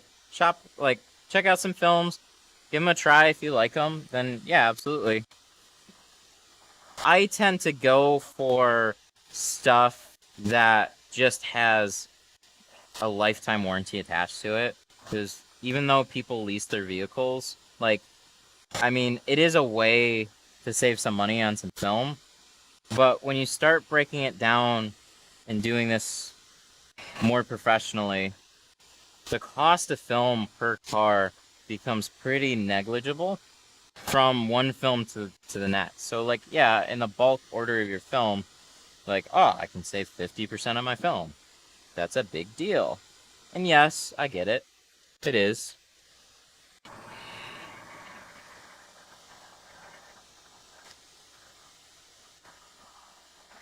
But when you break down how much you're charging for a car compared to whatever your material costs are for an individual car, then figure out what they are with a more expensive film, you'll see it becomes relatively negligible. So then gives you at least a better opportunity to charge a little bit more for it. So these little guys, I just left it long for now. My hooks kind of get in the way. We'll just get rid of those. That way I can just seal it down.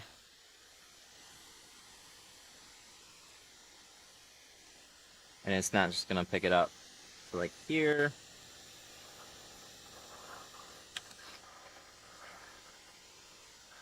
Get to the point, see that right there?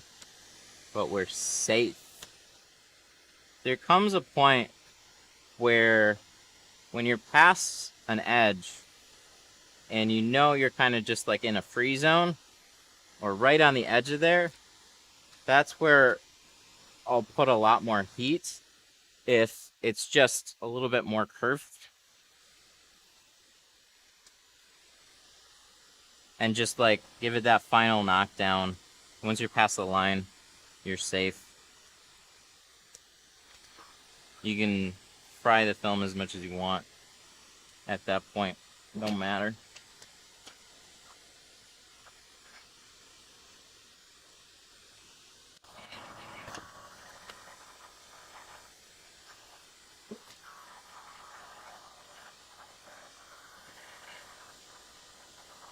That's why I like these felt cards though.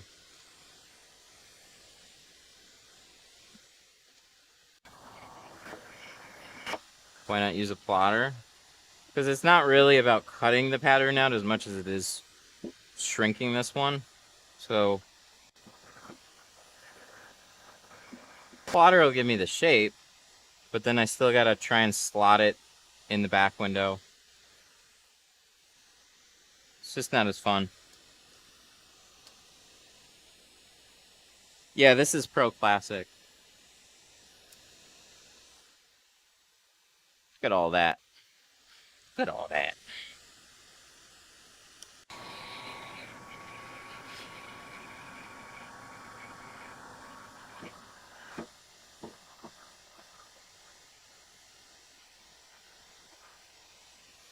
I probably should have split my window a little bit more down.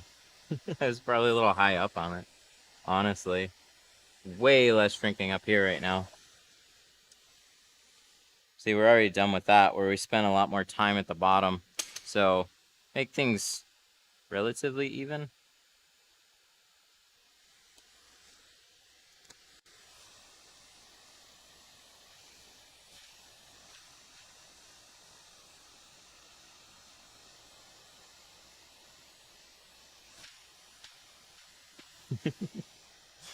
We're a little shaky.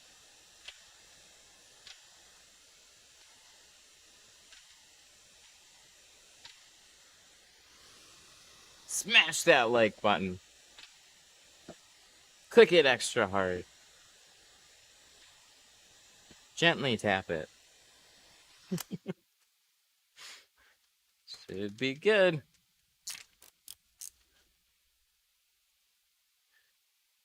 So we're cutting on just the glass now. And what I'm wondering, oh, here's my light. I have that limo on there. So this is the thin carbon blade. I don't know which one. That's one of them. Somebody was asking which one do I recommend. Just get both. I didn't like just whatever the thinnest one is. But I don't know. Get both. But I think it'll be hard to tell a difference.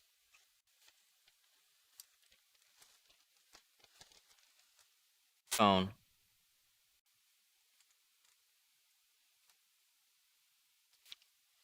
So, can we just do this big connecting line and not have to like go around that stupid little... What is the point of that?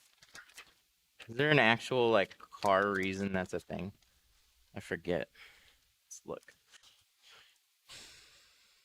Not really.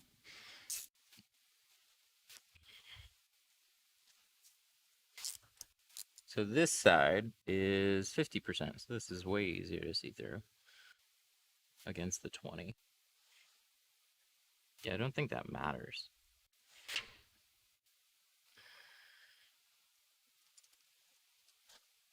Same thing with this.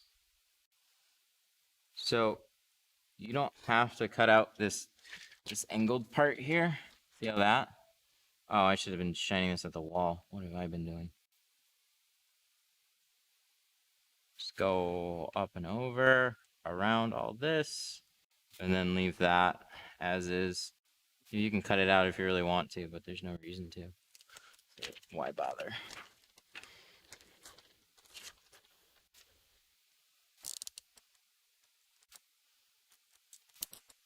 But I'm going to check this afterward, see if there's a big old scratch in it.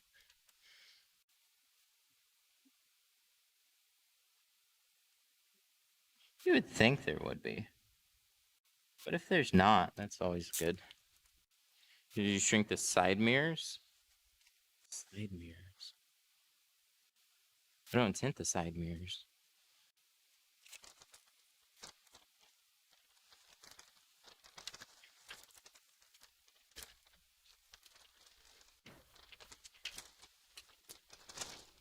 There we go.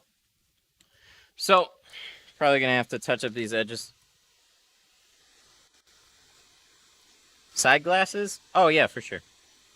We have a whole section of this live stream dedicated to this shrinking them. Dang. Almost want to just cut out a new piece and reshrink all this. It's too much.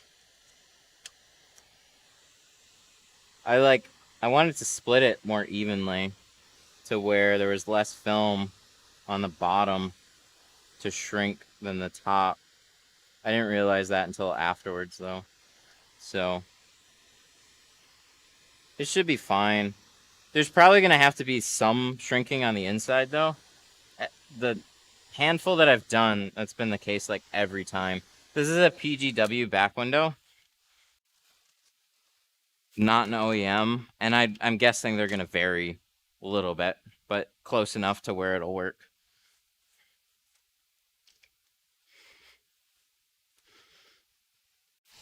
If that's the same back window, I'm filmed next to me in bed right now. You just snuggle it up at night. Does your plier program have a 3-piece for that back? I don't know. If you remind me later, I'll look it up. That'd be interesting. Trying like a multi-piece spliced plotter version of it. Let's see, what do we need to do? We need this towel, which it's been sitting this way. It's probably not even dry. I'll grab. We got another one? We do. I'm organized.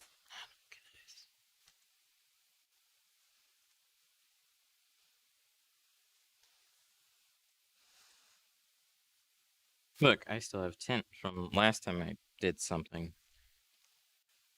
I don't know what that is. Okay, oh, it's sticking with me.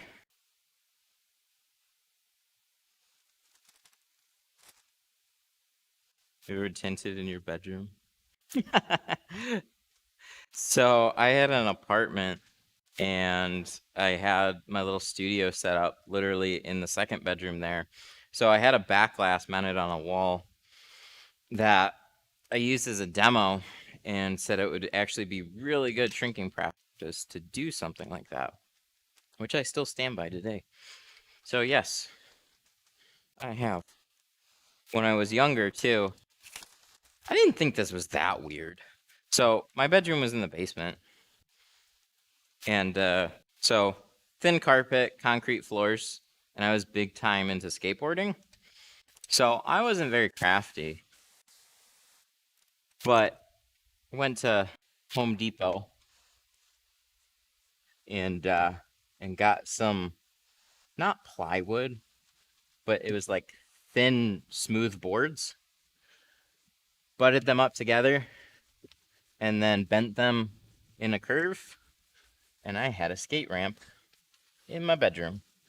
Wasn't really anything fancy. Wasn't like an actual cool skate ramp with like a top deck or anything. But I'll be damned if I could skateboard and learn how to kickflip in my bedroom. But if that was upstairs, there was no way that was gonna happen.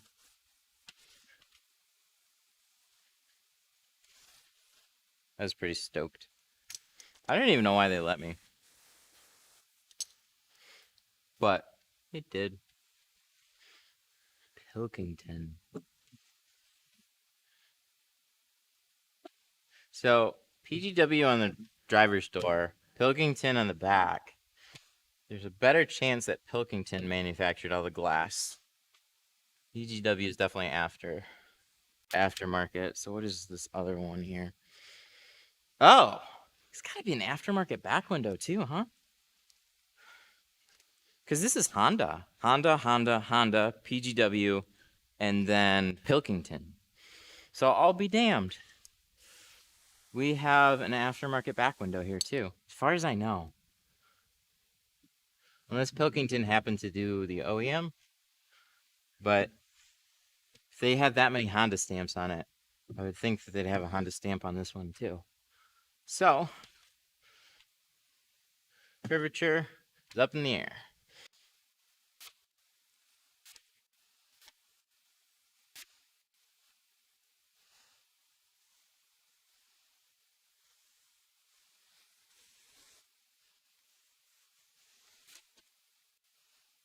But if we get through this much, windshield will be cake. I'm gonna do this one more time. Yeah. Why so many times? I don't know. Whenever I wipe stuff off with the towel, I get a little paranoid.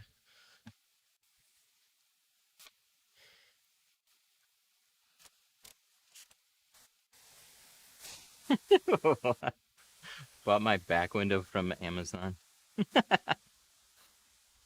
Glass shops are a good way to save some money too. Because, I mean, I guess part of it depends on could be on the relationship with the glass shop. So they're going to want to make some money off of it. But if they can just sell you a piece of glass over the counter, like auto glass shops, yeah, just tell them like, hey, can you give me this back window? How much would it be? But you'll be returning it after. That is so funny. Hey, we did it with a fingernail. It's pretty cool.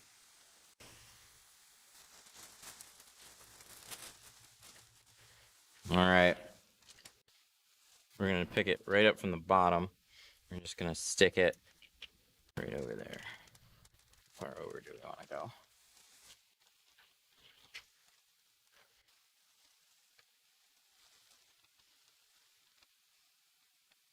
Returning it. What's shipping on that? They like prime ship you a piece of glass. But also glass shops, they're throwing away broken windshields all day long. Just literally in the dumpster. It's just like on a busy day. Just be like, hey, I'm trying to learn tinting. I literally just need spare glass. Do you mind if I like look at the broken windshields? Because they're not like, good amount of them aren't shattered or anything. They're just like have a crack in it or a chip or something. So you can find some good pieces of glass to practice on for free if you want to go that route. It's a great way to get a big old curved window for nothing. You don't even have to buy it from a junkyard. So how's our cuts? Looks like everything worked. This is like loose and pulled away. This is kind of weird.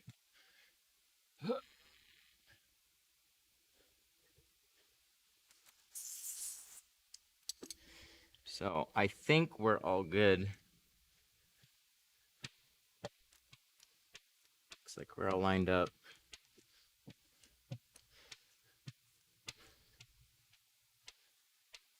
So my biggest question on here is, how is that extra curved part gonna lay down? All the cuts are totally fine. But every time I've done this with an OEM, it's been a little bit more curved than I've liked it to be on the OEM versus the aftermarket. The aftermarket wasn't quite as curved. So I had like, on one side, I had a handful of fingers I would always have to like press out. So we'll see real quick here. Whoa, that's not fun. A little extra tension up here. So with replacement glass, curvature and cuts can be a little bit different. Chargers are like some of the worst ones I've ever seen. But so you would think like they're all the same, they're all identical. Piece of glass is a piece of glass. Maybe just quality differences. But there's all sorts of little tolerance difference. So all that needs to happen is the glass needs to fit, needs to be wide enough, and then the top edge could then be a little bit wavy, and it's still tuck up into the top. Nobody would know. But us tinters, we know. We know. Ooh, I know what squeegee I need. I need my green bean. This guy. Let's open a new one. What are we doing?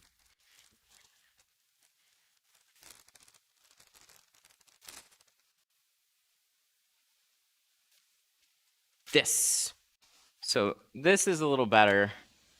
Usually you can use a turbo or something or a card, but when I want to be soft on the glass, but still have a good slide, I use my Tint Studio squeegee.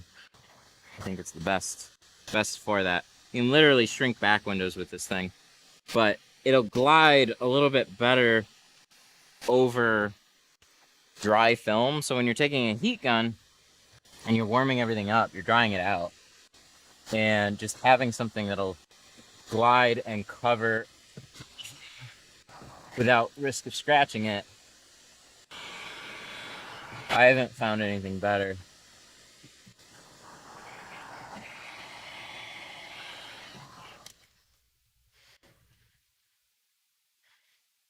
Don't. I can't even see it. He's got this like bumper sticker here. So it's tough to tell. And then the paneling's all screwy. They had to have gotten, you know what? That screams I've been taken off and put back on. That's what this feels like. And it has, right? If it's aftermarket.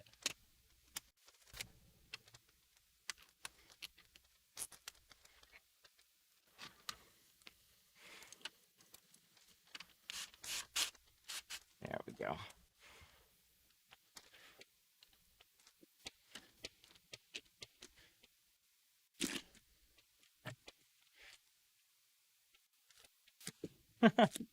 That's interesting.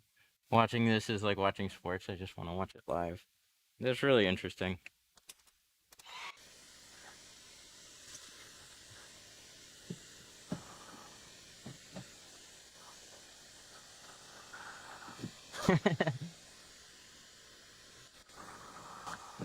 Do you think tinting is harder than cutting hair?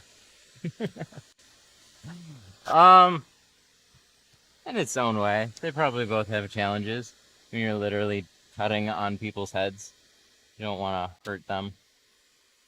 And you have pretty strong opinions right away.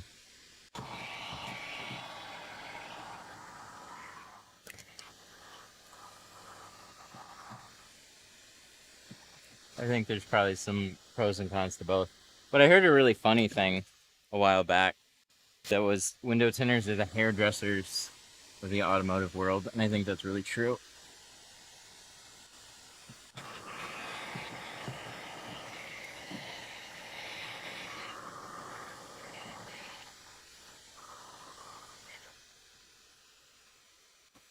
Making sure it's all down. There's a bumper sticker on the outside, so it's a little hard to tell, but I think we're good.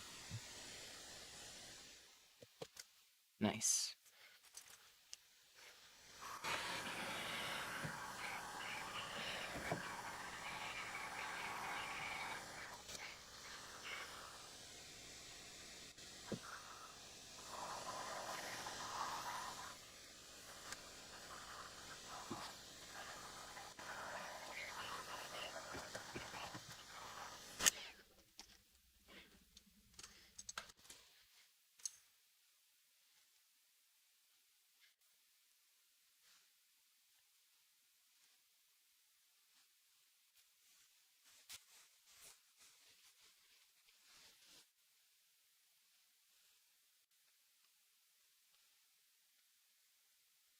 Water chipped on the lens.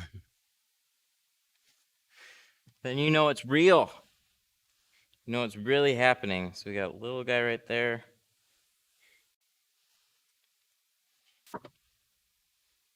Right at the edge. Okay, we're gonna let this dry a little bit.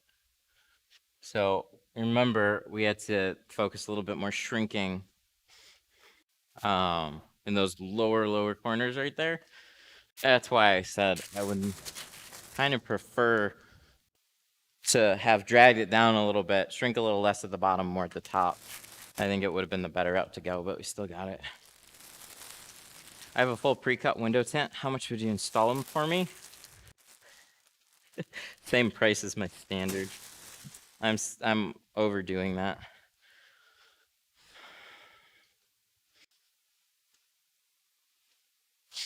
So $260. And it's kind of at your own risk. It doesn't make sense. It makes more sense if you buy like better ceramic kit or something, but I don't know. It's a request I just don't get very much, and for the sake of the channel, it's kind of like interesting to entertain. But there's a lot of people, I guess not a ton, but every once in a while you get somebody to buy a kit online, just like you can buy a radio online, and then you can go take it to like a stereo shop, right? And be like, hey, can you install this? Well, you think it's a way to save some money, but for window tinting, some people do it for cheaper. I don't do it for cheaper though. It's more about the skill and getting it installed than just the starter material costs.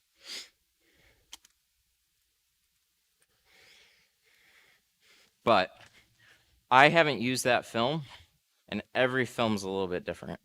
So if I screw up a piece or it doesn't quite line up, I got no replacements for you.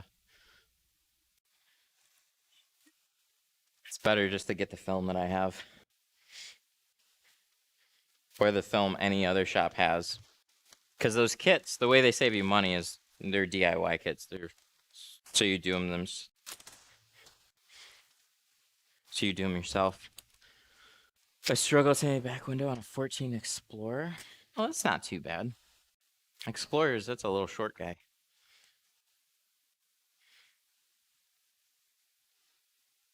All right. 50. Well, learning anything with tinting, like shrinking, tucking, installing, like all of it. It looks easy, but what you're seeing is at least 14 years of doing this day in and day out. And I make plenty of mistakes still, so there's those days that's like, oh god, how long has he been tinting? Shit.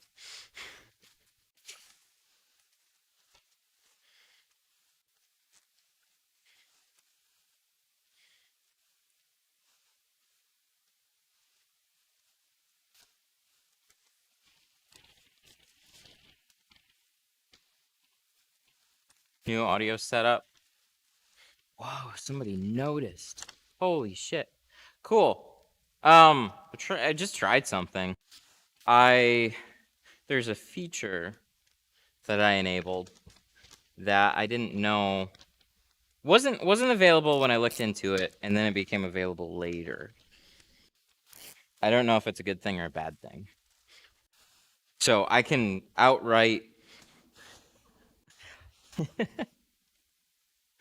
it's with an NVIDIA graphics card. So any of you computer nerds will know RTX voice comes with all the RTX series cards. I have a GTX 980 Ti, and that was like an $850 card when I bought it. But it's a GTX card, not an RTX card. So my card is way outdated now, right? But when they came out with the RTX cards, not too long after, they had the super cool AI suite for audio. You could basically hold a vacuum cleaner up to your microphone and have most of it cut out. It's freaky how good it works. So I have some fans and some whatever, and you know, heat guns obviously, but I don't think it's bad to like, I don't think I need to cancel them outright. But lightening them up, if I can do it, hey, why not? So the thing is, I don't have a good way of monitoring my own audio. So I'm just kind of like, I just kind of guess. I can turn it up or turn it down. They just kind of left it at a good medium, I think. But we'll see. Because like even like the crinkling and stuff should be lighter, but it's only like halfway right now. I could crank this sucker like all the way up, and then now you hardly like hear anything. I don't know. But this is what it sounds like with it all the way down. So I guess for like a reference point, we could grab the heat gun and hear much more shop noises walking around. Heat gun, That's what it sounds like right now. This is a halfway. Oh. Cannon.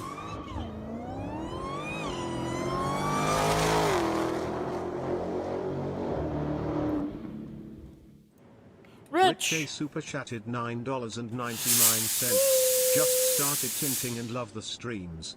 Helps a lot. Thank you. Sometimes I get what looks like a dried up soap residue streak behind the film.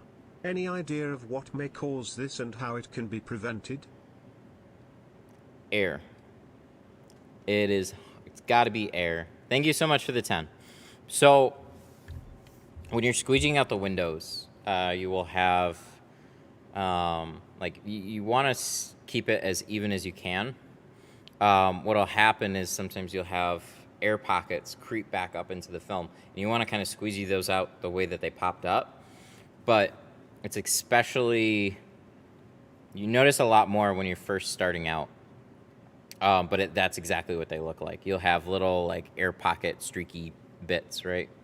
So start in the center, as center as you can, and just sweep everything out. And if you have an air pocket that creeps up, and then you squeegee that just sideways again against like where you squeegeed before, you'll lock air streaks right into the film. So just keep it all even. Thank you for the 10. We appreciate it. That is exactly what you're dealing with, though. Okay. So this is the heat gun at half, and then noise canceled all the way up. So heat gun still on. So if we turn this down, we should hear a lot more noise, and then like progressively get better, and then it just kind of should be almost gone. So I don't know what level to keep it at, but that's kind of what the software does. Should be pretty cool. I recently purchased a plotter, same plotter, what force and speed? So I use 50, it's on ceramic right now. So mine's 350 right now. It's usually around like 300 for speed, and then 54 for tint. That's like Pro Classic in C2. That's been a pretty good spot for it.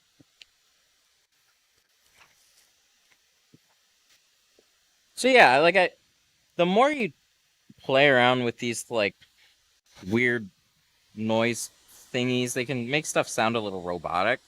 It's not what I want. I just want it cleaned up a little if I can, so it doesn't feel like I'm trying to yell over a heat gun.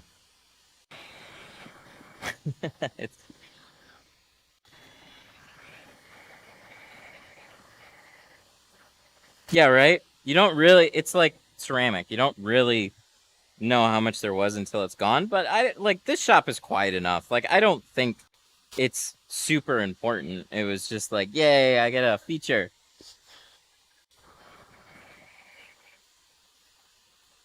But if we're doing stuff, so it's just, if it's all invisible, then to me, it's scary.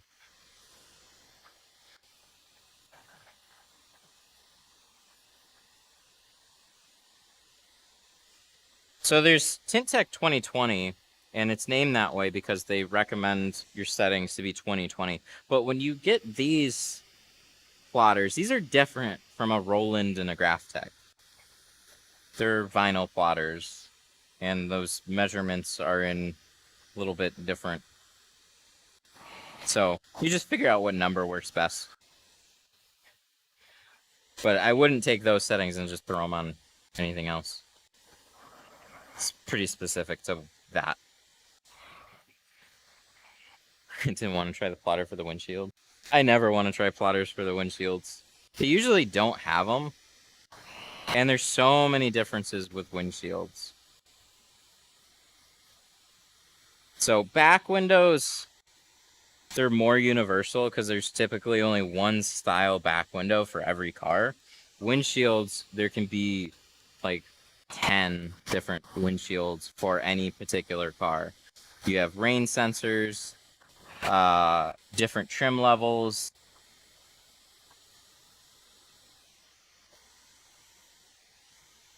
So whatever the case for windshields, like, I mean, shit, they can barely get doors right sometimes. So when you put that many variances on windshields, it's just... ugh.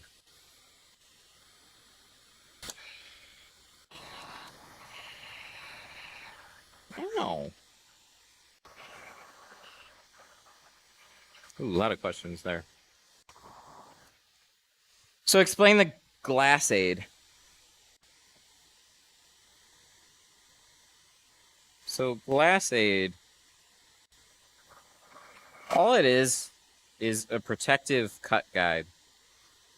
It's probably the best way that I've ever explained it in like a sentence. It's a protective cut guide. So its primary goal is to prevent scratching on windshields, back windows, or wherever you apply it. You cut on the surface of it. So if you were to have no glass aid in place, you're cutting in the exact same spot. So you always make your window about an 1/8 inch bigger. So for glass aid, it's a little bit wider than an 1/8 inch. It's a 1/4 inch wide.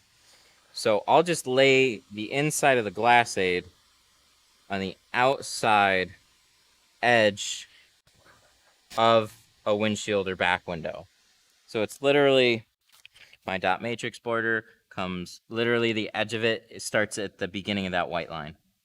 So when I cut in the center, I still got the same 1/8 inch gap that goes around the whole thing. That's a good like rule of thumb for it. There are, you know, some slight differences between like more picky windshields, like Audi windshields come to mind where you have to keep those edges a little bit tighter. So in that case, I'm just treating it like it's not even there, and I'm just going to cut a little closer to the edge on it to try and give myself a little bit more space. That's all I'm doing.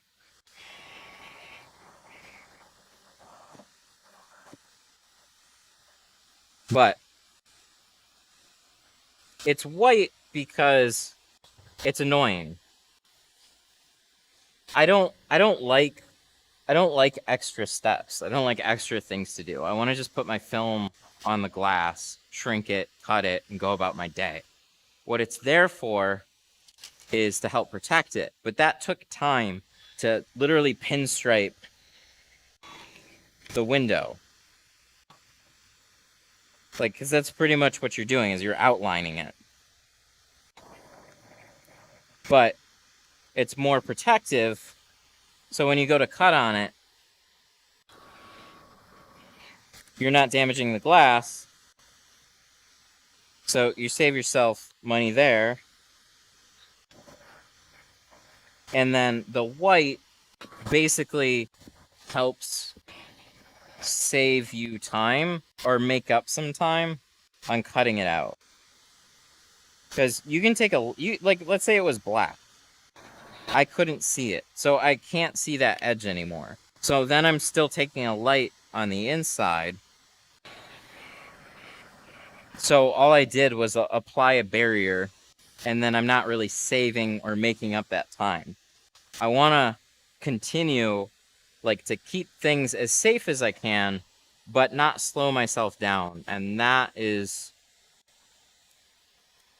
the magic of it. That's why I think it works as well as it does. Not for everybody. But yeah, those little things, like somebody said in chat, like centering the film when it comes time to cut it.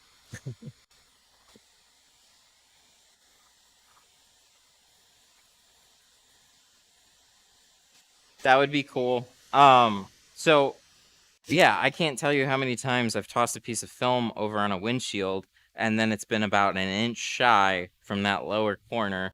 But now when you can see it, you can line up your edges a little quicker. These are all like little justifications for having it there. Like, now it's nice to have there.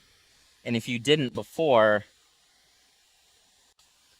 it has a couple little conveniences with it, but all at the expense of the application. Which, when I first did this, I was like, oh, this is kind of annoying. I have to clean the glass, then I have to put it on, and then dryer sheet it still, and then if I mess up, then I have to redo everything. That sucks. I don't like doing that. But the alternatives are kind of a Sharpie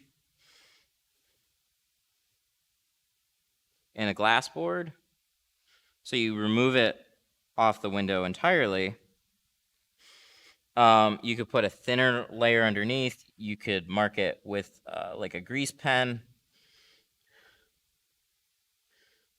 So if you just need it for a guide, then you don't have to get this. You can get whatever you want. But I guess from what what I would do is probably just buy cheap pinstriping if like all you want is a white line. You can find cheap pinstriping. Don't go to like AutoZone and spend like $12 on pinstriping though, because in that case, just get this.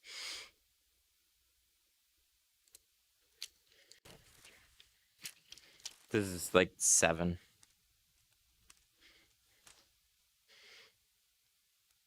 or 6, depending on how many you buy.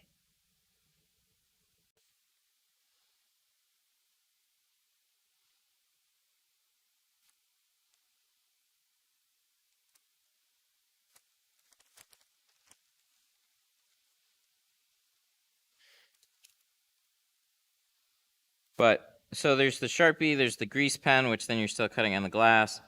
A nifty trick is also, I can do an example with my shank here.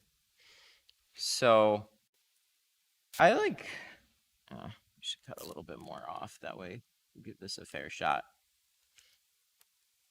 I think this shank is a pretty versatile tool with this. So let's say I just had exposed glass here. I don't want to put a blade on it. So what am I going to do? Well, you can take a piece of plastic, put it up to where you need it, then dig your blade into it, and then drag your knife across. And then what you're doing is it's literally acting like a scissor, right?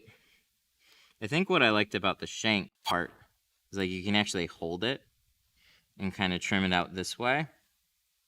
But it still requires you to put a light on the inside. And if you lose track of the little piece of plastic, like which I tried at first, it's just kind of annoying to keep in hold of, but some people really like doing it that way too. So those are some alternatives. I mean, shoot, you could even get a pair of scissors really, but like you could, not as seamless to cut. Like it's a little hard to tell on your edge. You literally could shrink it all down, put a line, and then cut your film out with some scissors. It's just another way to do it.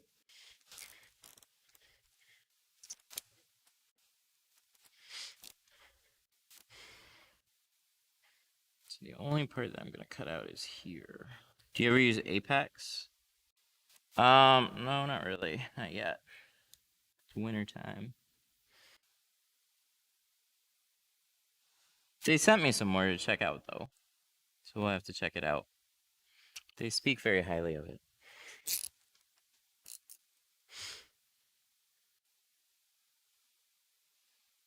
I still would like to get a hold of a handful of super ceramics and do a broader super ceramic comparison. So I've done a lot of ceramic, and I kind of know what I'm looking at. But super ceramics, it's different. But shops that are installing it say really good things about it, so it's working.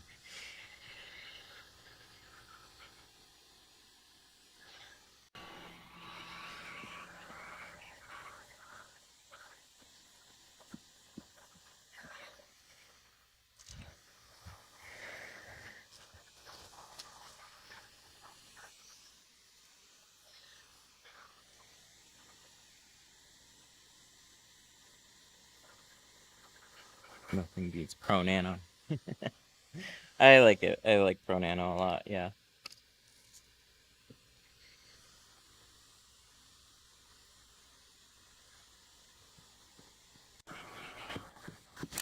time is it? It's 1. Not doing too bad. A little bit. Not behind. Actually, pretty on schedule here. Good. I like it. How's this drying out? Very nice. Oh, little guy right there. So we'll probably have a couple of these. This was definitely replaced.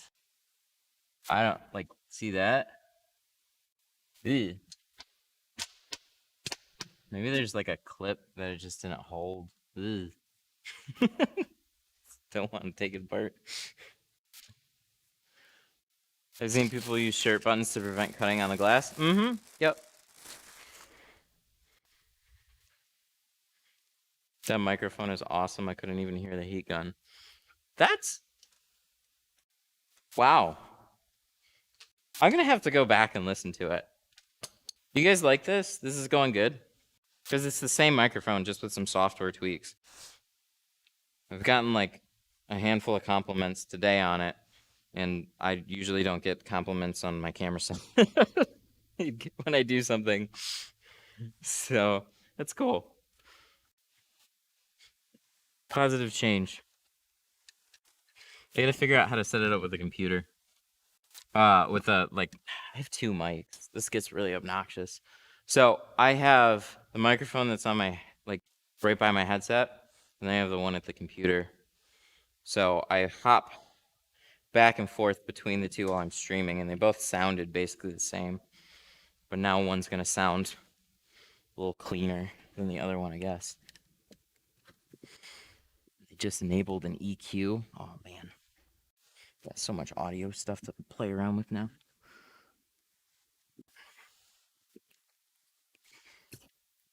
So, you guys probably saw in the group already, but would you look at this? Would you look at this? I have to point this out again. It's Detroit Tint Studio AirTag. I'm not selling these. They're literally for my shop. So my wife got me a couple key tags for Christmas, and she got them customized with Detroit Tint Studio. One's got a car, one's got a key. So when I get customer keys, throw this on, and now I'm not going to lose it. I just have to remember to take it off afterwards and put them on.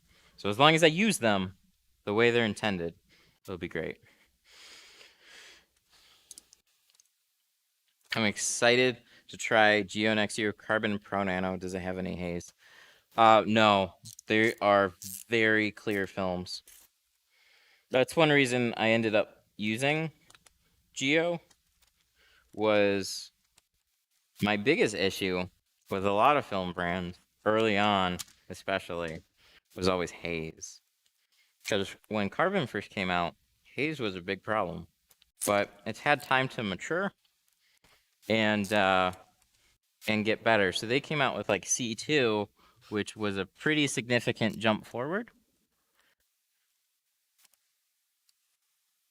And that's when I gave them a go. And I put the C2 on a really picky shop owner's Jeep. We did a stream on it years back. Right. I know I saw it the other day, and I know I used it, but I guess I did. I did put it back, just not quite in the right spot. And he really liked it, so I figured it was a go from there. Because I was using Avery at the time, and I have nothing bad to say about the Avery films I was using. NR is great. NR Pro, on the other hand, is like their stab at like a dyed carbon hybrid. But the thing is, you need more carbon to really make carbon worth the heat reduction. So if you're kind of just adding like some carbon and then you're adding dye, not really kicking it up a whole lot. So while it did perform better for heat rejection, it was at the cost of it being like a newer technology for them. So it came with some haze. But we were installing it on it's mostly when it came to like front doors. That was like the biggest problem. If you're doing it on a full car, there wasn't enough to notice. But front doors to back doors for factory matches, which was like super popular, that's where you'd have every once in a while some guy would be like, hey, front doors seem a little harder to see out of now. What's up with that? And you'd be like, So with the C2, that was a good jump forward and took care of any haze concerns. And then Pro Nano, same thing, good solid ceramic film.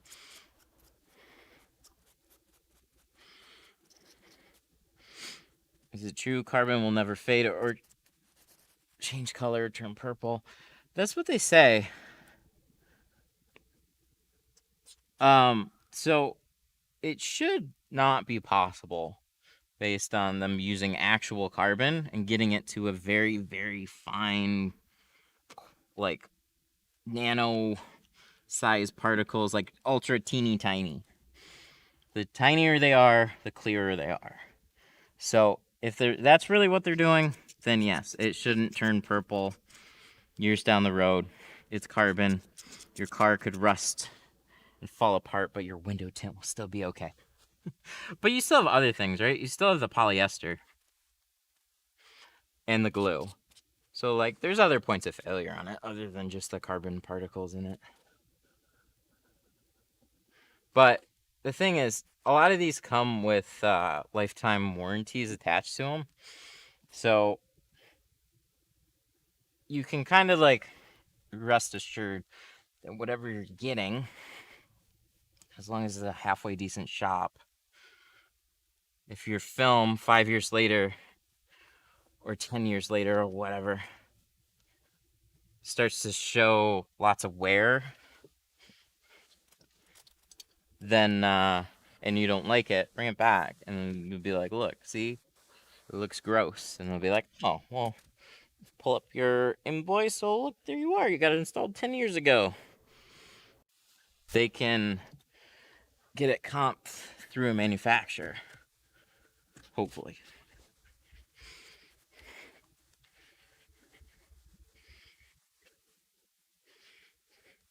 A lot of vinyls. People that do vinyl wrap. Can you, like, what's expectancy on a lot of vinyls? Is it like 2 or 3 years? So if I go get a full car wrap and 3 years, 3 to 5 years go by, am I like out of luck if it starts cracking after that?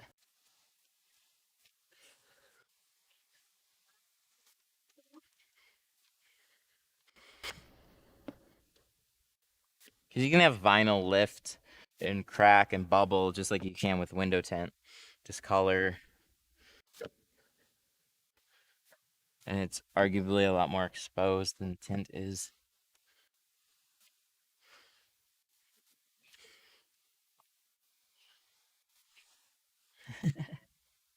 Definitely gonna rep Geo.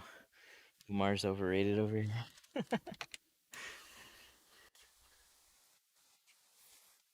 They're Lumar got a bit saturated. They've been around for a long time. I can't say anything bad about them because I think they still sell good products.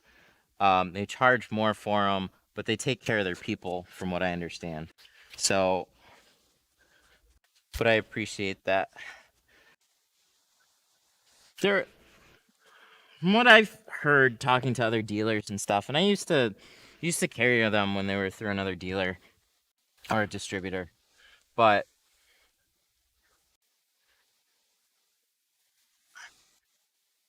they corporate arrogance, I guess, a little bit. Like they just a little bit more of a snobbish attitude about everything. But you know, big company, been in the game for a long time. They kind of expect you to have your shit together if you want to go with them, and if you don't, then they're not really gonna baby you through anything. They're not looking to pick up small time. They're looking for big fish.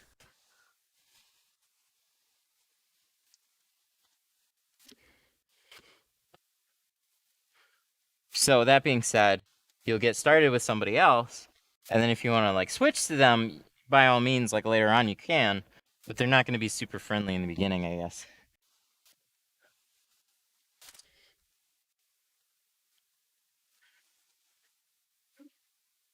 But if you got started with somebody else and they have a quality product, why would you switch?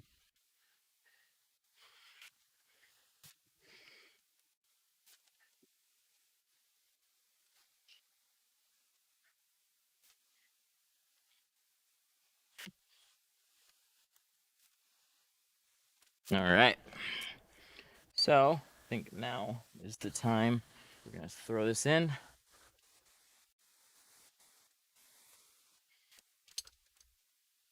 Put this there. Ooh. No. Put that there. We're going to move this up here. Tool belt out of the way because we're going to sit there.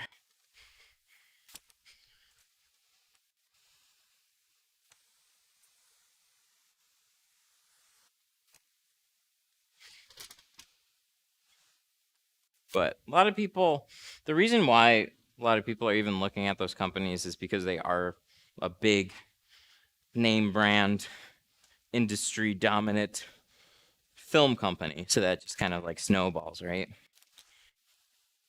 So like when you're looking around, you see their name pop up early. So then you want to carry them because they're already like a big reputable brand. But they like to work with people that are more in line with their presence, I guess. But they do have like Lumar and then like Formula One Lumar. So they have like a reserved line for the top tier Lumar guys, which I kind of like.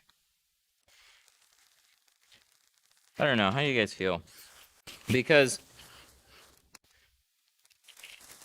there's some film companies that have territories, and I think it's a cool model, but it's hard for me to endorse something like that here for obvious reasons. It's just like I don't like gating people out of certain things. So like if you see the film, you like the film, you shouldn't have a hard time getting the film.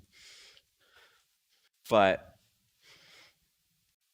territories are also good if you're the one that has the territory, and then somebody else can't just like come in and try and undercut. Can't come in and undercut your pricing, which I can definitely understand.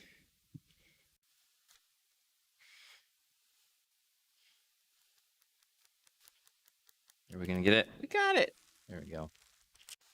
But I think an interesting mix is having like a company brand where you have something that's more accessible to people, and then you have like your top tier brand.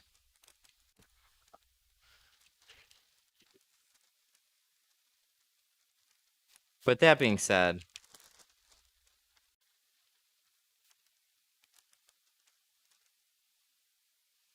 it's it's like advertising completely something different. I don't know if it would really work for mainstream anyways, but it makes shops feels good, I think.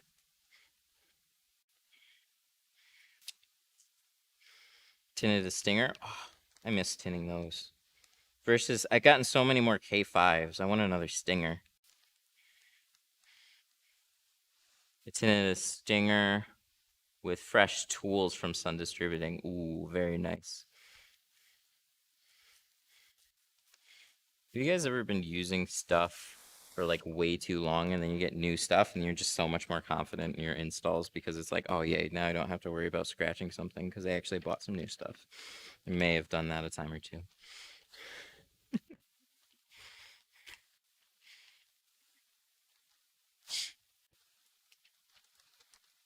I think you need a territory for the film you use. You may want to look at your business model. I think there's a fair argument there. Like, on the one hand, the people that are looking for that film, they're going to go to you, which is kind of small, but it's just like, oh, this person is installing that exact same film. What I've noticed from most people is they're all talking carbon and ceramic, like they know what they're talking about. So when somebody calls and like, oh, what kind of film is it?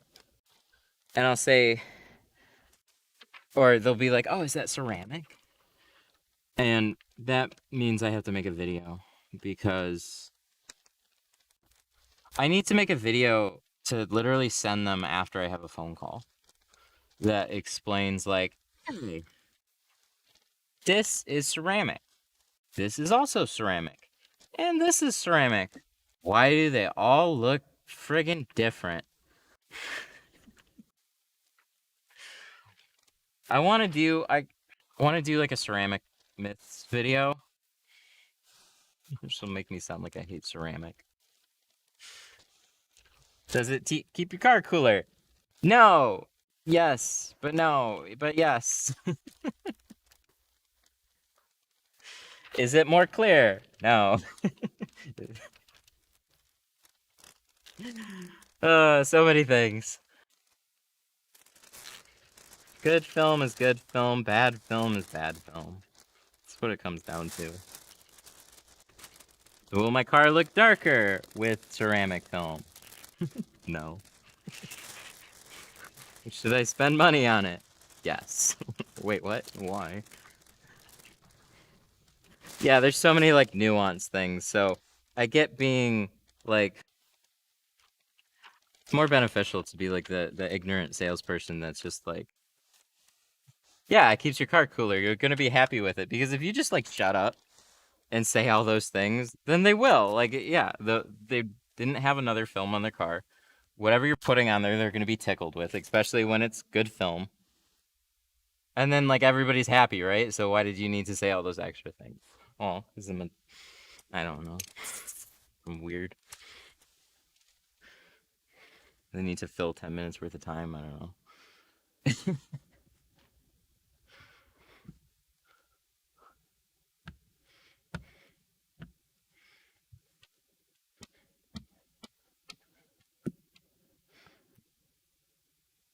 I should just shut up and say yes to all the things.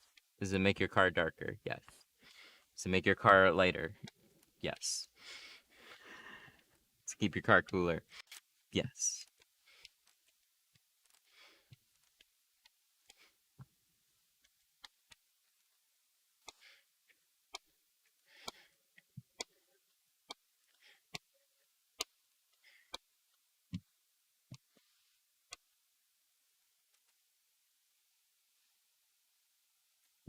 That is nice.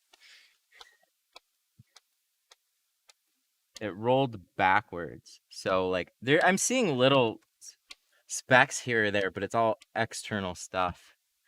Thankfully. Little windshield pitting and stuff. How much horsepower does it have over the others? Ooh, that is a great question. Died, what, at least 5. Ceramic, 50.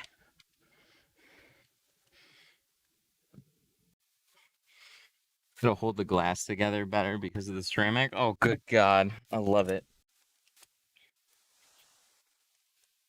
We need like I wouldn't have even thought of that one. Like at first I was like, yeah, shatterproof or like shatter resistant, right? They'll use that as a sales point where people genuinely like, okay, if you don't have a laminated front window, which like, so then you can just say, oh, because nobody's going to really think that far. But like on your door windows or on your back window, right?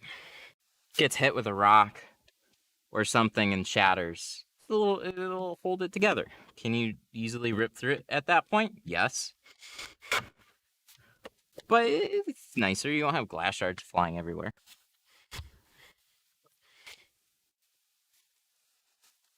Do a nice action scene through it. I don't know. But thinking of that kind of stuff is hilarious.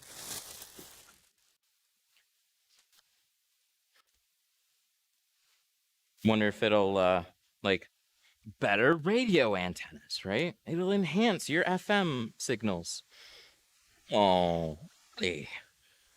Yes, of course. You can come up with all sorts of snake oily stuff.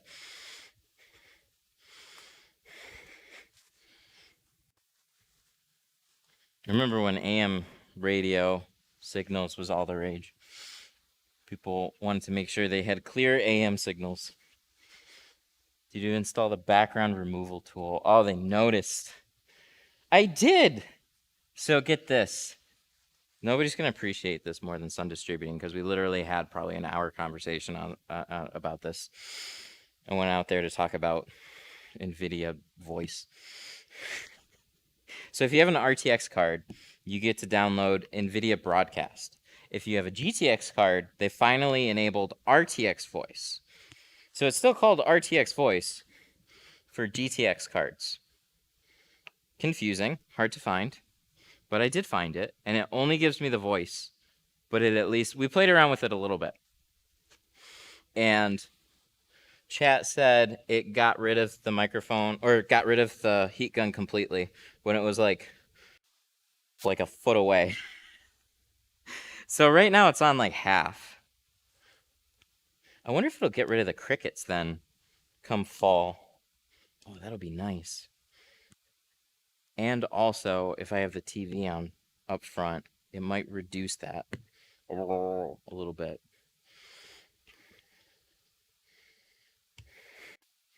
But yeah, I don't need it to go complete ham. So I think it's like halfway right now. Yeah, it's halfway. I'm gonna have to hear what it is afterwards. And then I was trying to get it set up with both. You guys have no idea what I'm talking about. I was trying to get it set up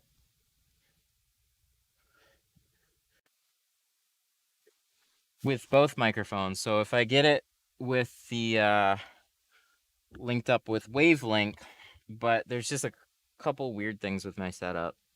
I have my headset mic go directly to OBS, and then I have the other one use Wavelink.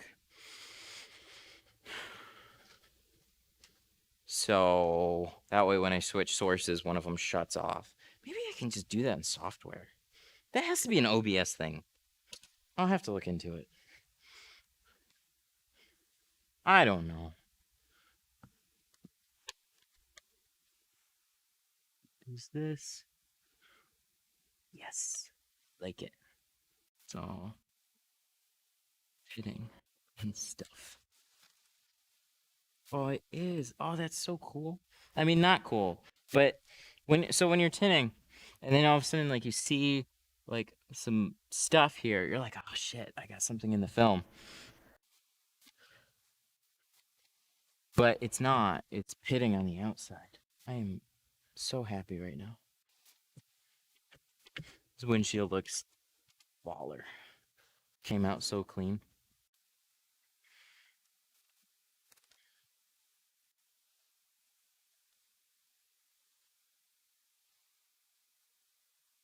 And if it's not, there's windshield pits. Ha! No, I'm kidding.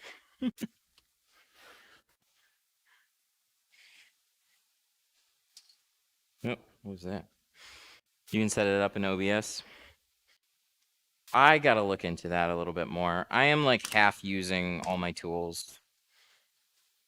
But there's so much.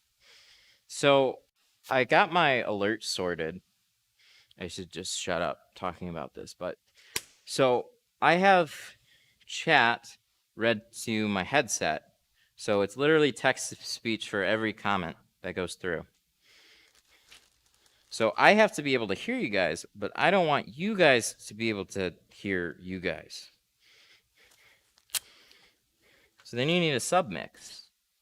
And then submix came through Elgato software. It's just really convenient. So I bought the Wave microphone and that's sitting over by the computer.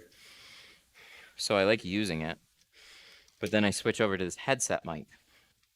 And I like using that too. So I need it to disable the sound source when I switch. Oh, you know what? I don't know if I can. Because if I switch over to this, Wavelink takes everything and then pumps it out in one feed. So I don't know if I can do that actually, because then I'm disabling Wavelink entirely. Oh wait, am I doing that anyways? Shit, I'm doing that anyways. Okay, should be fine.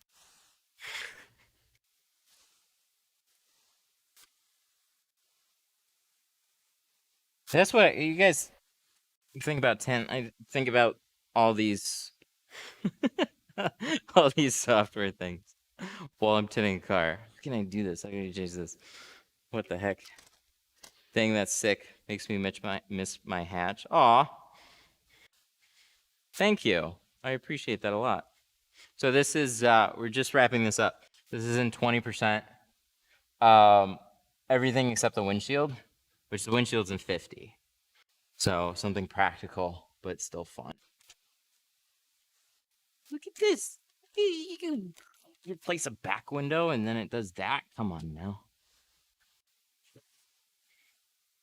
Had an 89 hatch. Oh wow, that is like way older than this one. The 89 hatch, I'd be cussing, man. I don't want to tint that one. The older Civic hatches are such a pain.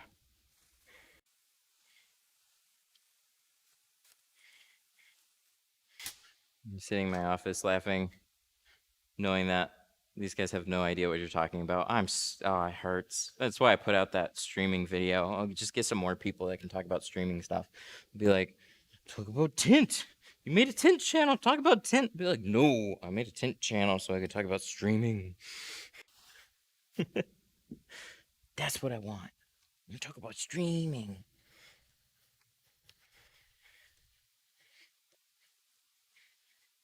Let's wipe all this off. Yeah, I gotta fix. There's just a little guy. There's a lot to shrink at the bottom. Should have shifted it different. Just got an 03 F-150. Ooh. Those are not quite as bad as the F-250s. But I sympathize. Just the old trucks. It happens so often. Like you get to the near the end of the day.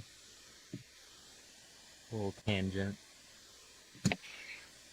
Somebody called like, "Hey, can you do a truck?" "Yeah, sure. Come on down." And then they roll on down, and you realize, oh, this is like an old F-250. F me.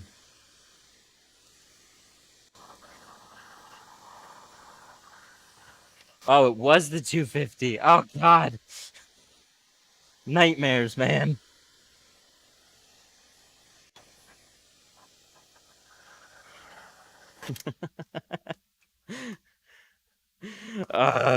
Yep, I hate it.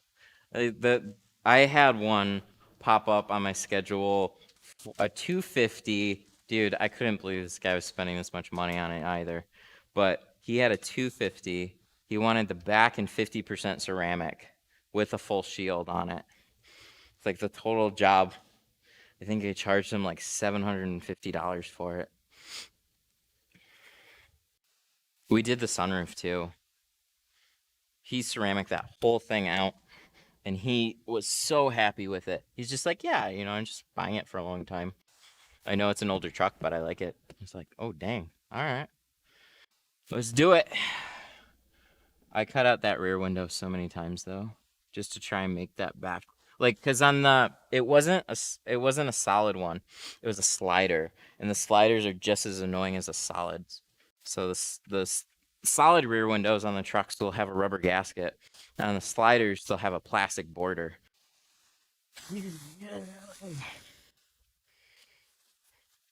Not fun. Yeah, let's pop this puppy on. Okay.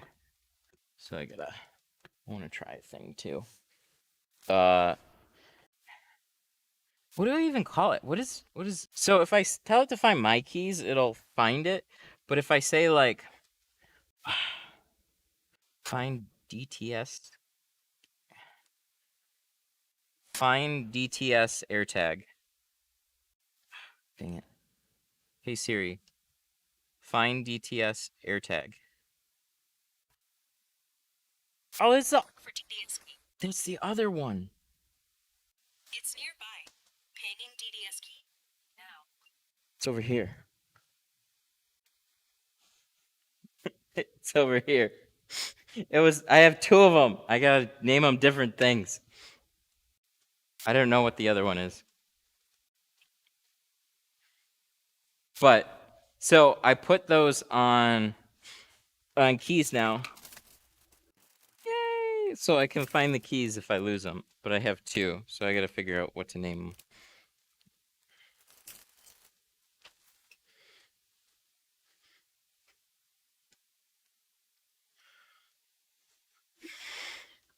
What? I have 50% on my front windshield, and I kind of want to go darker, but I still want to see at night. If you can get 40, then do 40. But 35, I think, is also a great shade that is still really functional. It pushes it, but you can still see pretty well out of 35. 35 is, oh, dang it, I totally forgot. They got me a coffee cup. I forgot to bring it today. Oh, no. Hang on. Chill.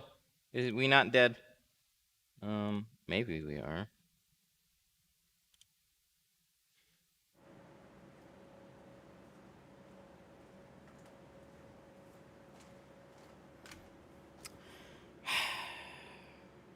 I think this went out on me. Oh, it did. Okay, we'll swap this out. That makes sense.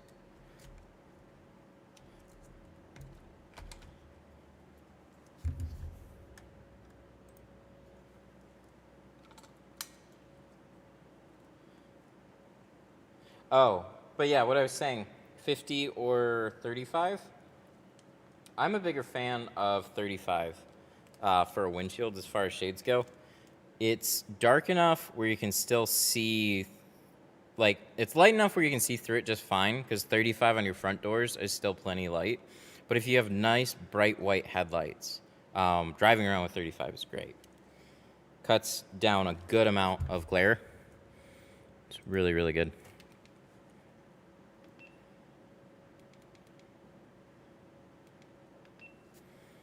Okay, so we gotta deactivate, activate, and then we should be good.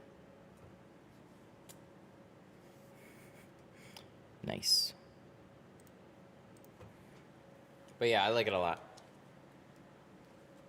It's just hard to recommend. Because it stands out a lot.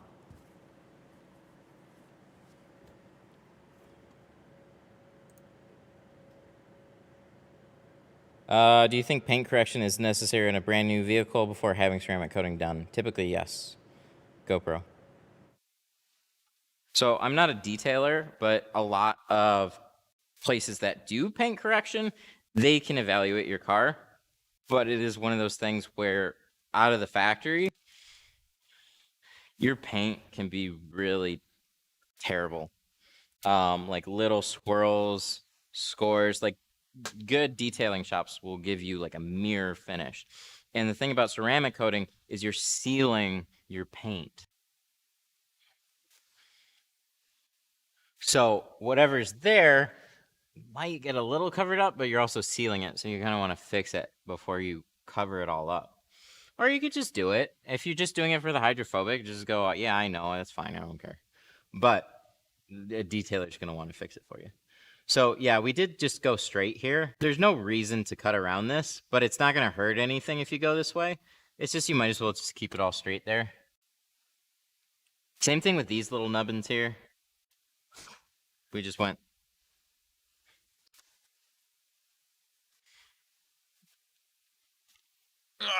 So let's put this back on. This. And then this is all good to go. We all covered. Let me grab that. Give it one last little thing. For my last one, 10 a.m. and 1 p.m., whatever times you schedule cars for. What's the question out of there? I saw it, I just didn't understand. Are you asking like what times I schedule cars for? Typically it was 10 and 1.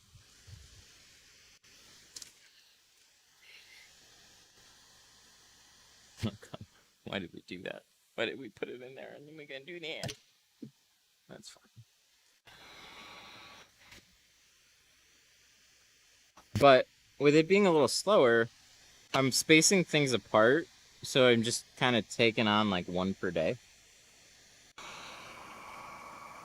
Oh, name the tags. Oh, I get what you're saying. That makes sense. Now I'm doing kind of like one per day, so I just got to give them separate names entirely.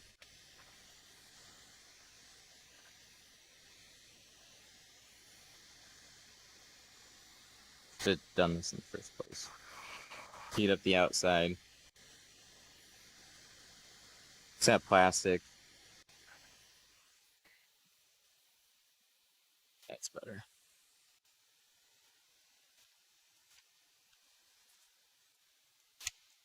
Nice.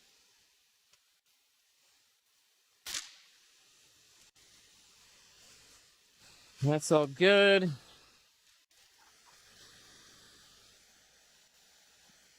It's been drying. That all looks good. We're getting gassed.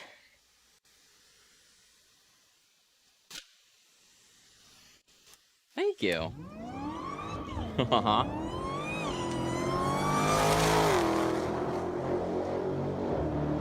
Oh, that one's blinking red. Jose78 Rios super chatted $9.99. Good afternoon, Merry Christmas and Happy New Year's to all. I hope good. everyone is doing good. Aww. Thank you so much, Jose. I appreciate that a lot. Merry Christmas and Happy New Year to you too. That fog had some hang time. You know, it does. I just swapped out the fog. This one sticks around just a little bit more than the other one. I didn't use the exact same fog because I ordered out of convenience. But I noticed that too. Just a little bit more. It still goes away pretty quick. I think it's good. Yeah, so if we do this.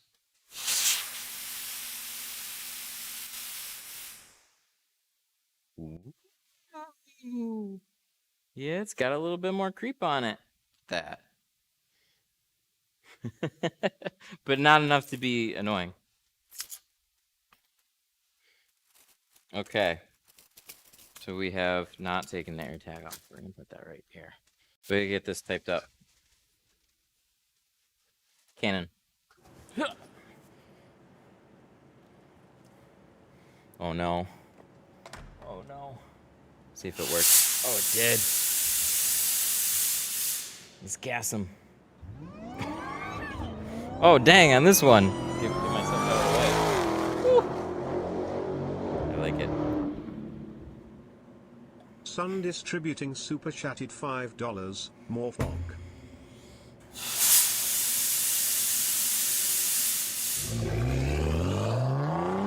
gonna be this, isn't it? Sun Distributing, thank you. Oh, God. David Weimer super chatted idea. $5. More fog. Bad idea.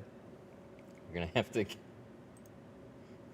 Let's not do that. All right. What was I gonna do? Oh yeah, I'm gonna type this up.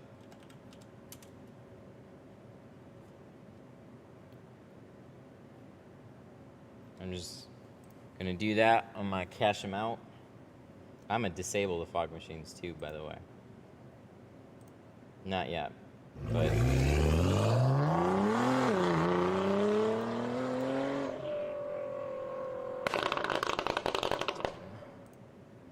Jose78 Rios super chatted $4.99. Well done. Oh, did it not work? Okay. Oh, well, I don't want to cheat you out of a fog. Okay. It definitely hangs around a little bit. It doesn't have a smell. It's really neutral.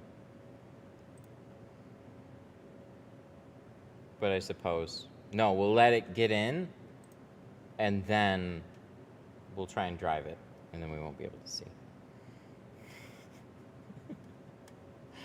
Alrighty. So we gotta tint was this. Okay, but thank you to both Sun Distributing, David, and Jose. Thank you all for the fives for trying to smoke me out here.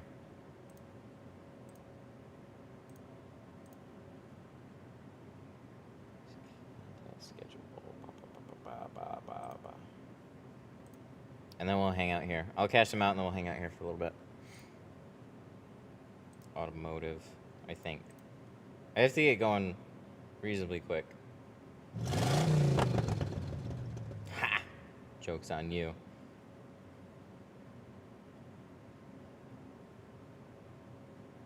David Joke's Weimer on you, it super doesn't work for chatted two. $2. Fog hotbox.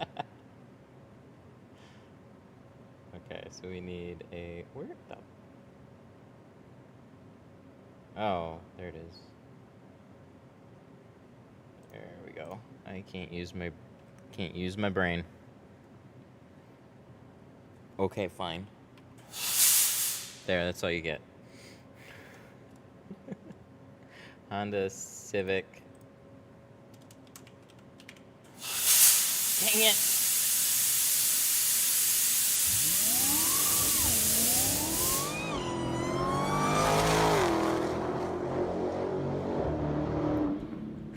He's gonna be so, he's waiting up David front. He's gonna be Weimer so super confused. chatted $5. Fight me.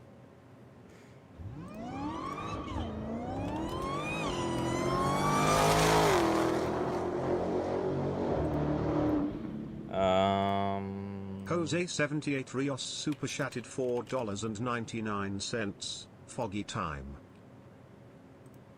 Oh wait, I might have already had this typed up.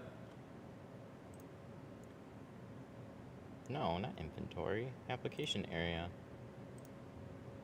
Windshield. Pro Classic. 50. Save and close. Did I might have already had this typed up. Oh shit, I did. I hate when I do that. Okay, cool. Then I know what I actually charge too. You can't see the car. It's. I like how you can just kind of like. Yeah, how am I supposed to show it? It's great. Good stuff. I'll need a fan, I guess. Alright, now let me do this again. Application. So, windshield we did in Pro Classic 50. Save new. Then we want to do full vehicle. Pro Classic 20. Save and close. Alright, there we go. It makes creating an invoice much quicker.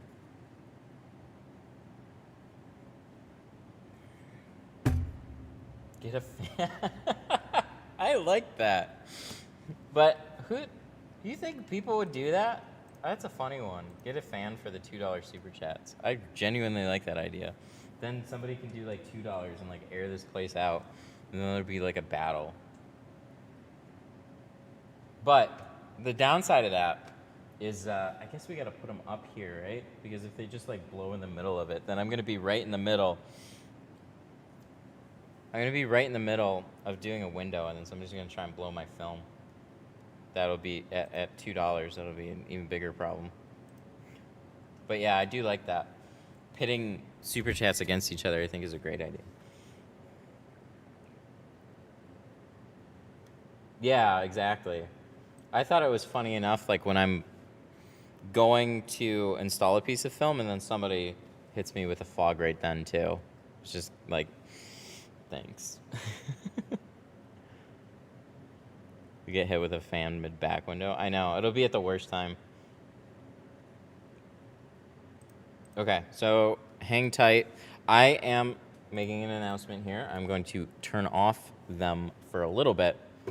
Thank you to everybody. Jose and David. David, fight me.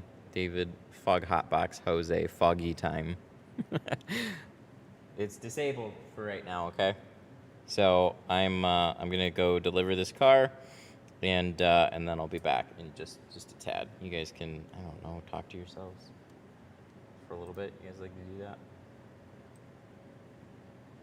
I'm gonna leave the door open too, so it'll get nice and cold in here.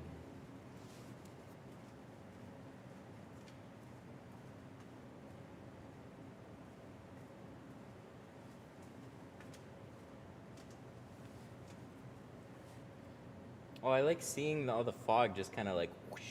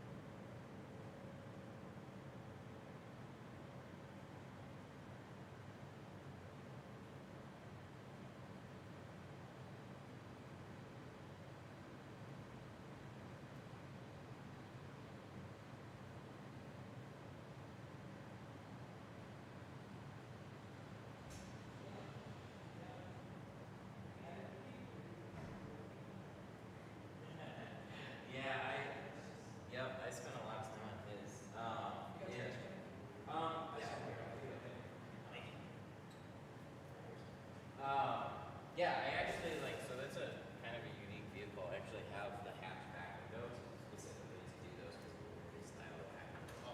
They put a lot of stuff in the wax.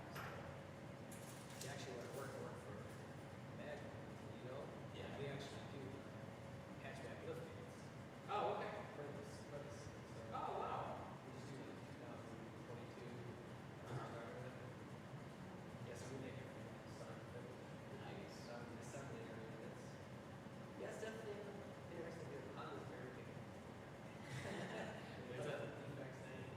there's a lot of window tuners that need that car specifically for metal stuff. Oh no, because we got the. You get the spoiler right in the middle of where that back window comes down, so we shrink everything so the glass is curved, so you have to form it to fit. So that spoiler, the way that it sits there, it's like a couple inches and there's all that shit in the way, so it's like you have to shrink underneath it. It just makes it fussy. So people will either take apart the whole back hatch to do it, or they'll do that. So I just want to screw it. So, so we have the deposit.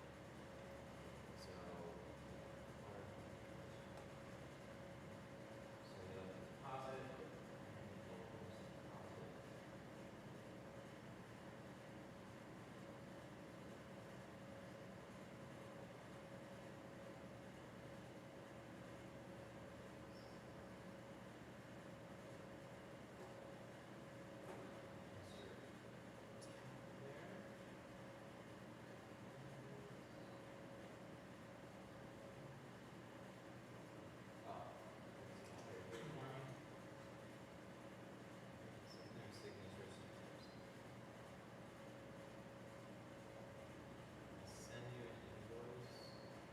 You take your card out. I'll bring you out an invoice too. And I got it here.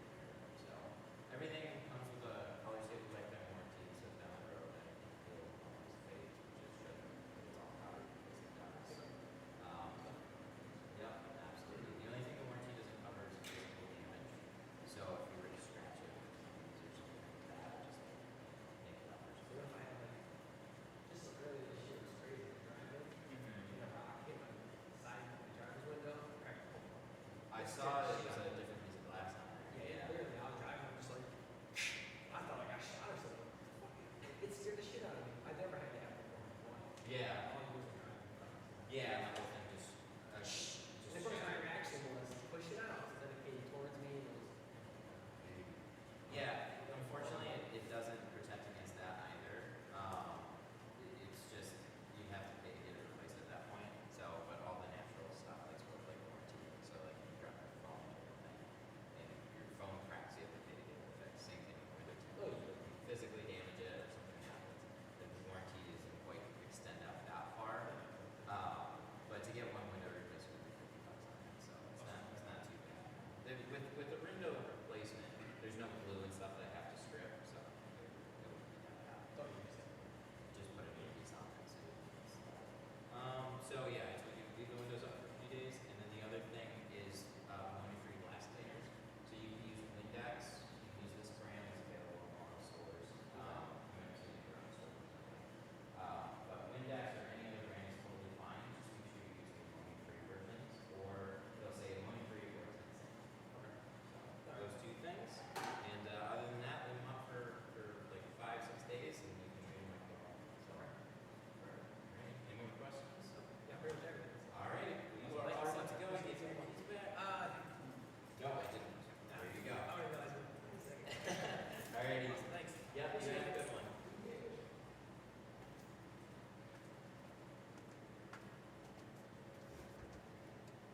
I'm scared. Scared to listen to what you guys are saying. Oh, I don't hear anything. It's all quiet. You guys left. Bye.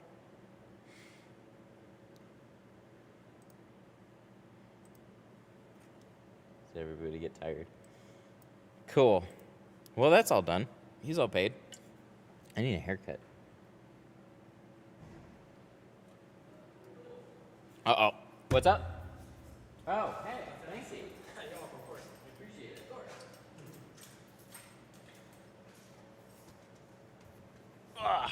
I almost left a screwdriver. Will he remember the tag? Yes.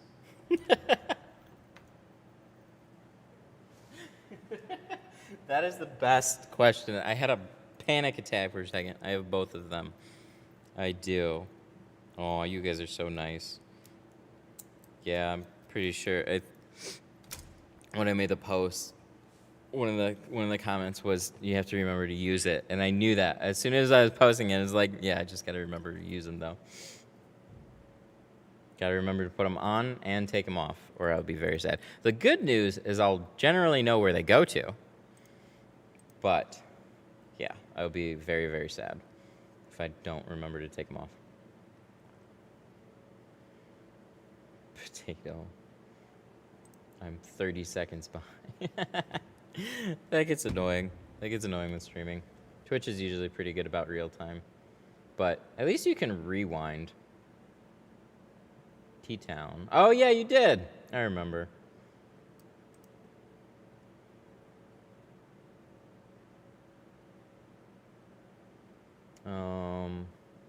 Oh, that was actually a question. Will he remember the tag?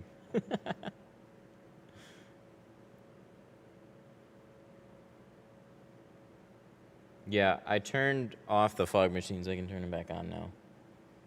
Are they on? Oh, shit, they are. Okay. Now all the fun and games are over. Lexin. Oh, you.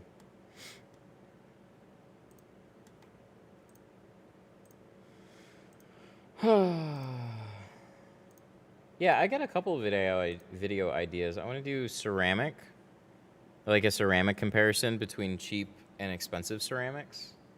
I think that'll be fun. I mean, I already kind of did with carbon, but I don't know.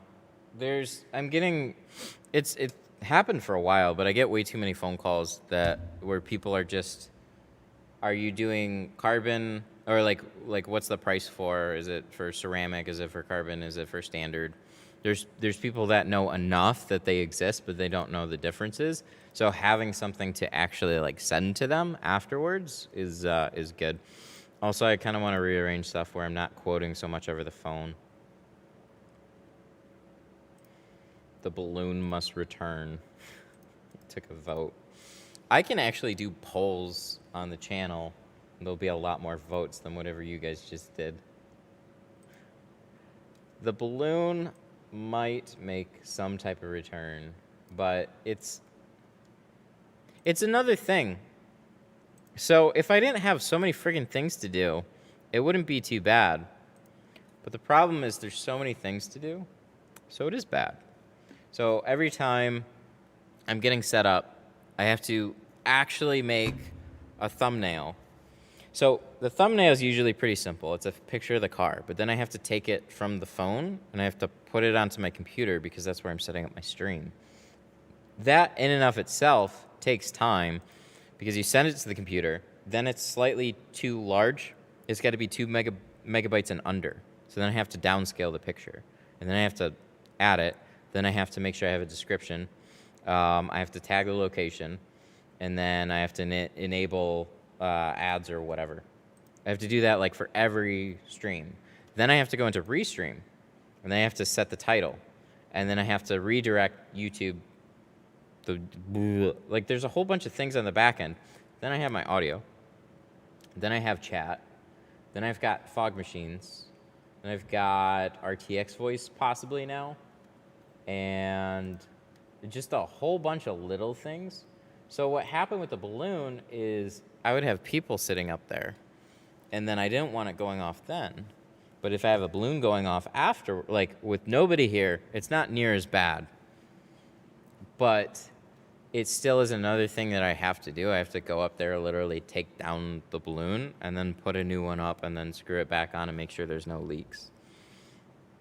It sounds like it's not that big of a deal, but it's high up there, so I have to like then go grab the ladder too.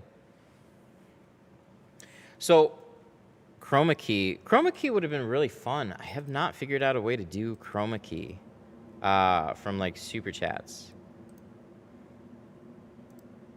Filters. How do I don't put it so high up? Duh. It's got to be above the car or a truck, right? So you got to be able to see it here. So it's got to be higher. And then you drop it down to a point where what? I stand on a step stool or something. Then I got to go buy more balloons too. It's just... There's a lot.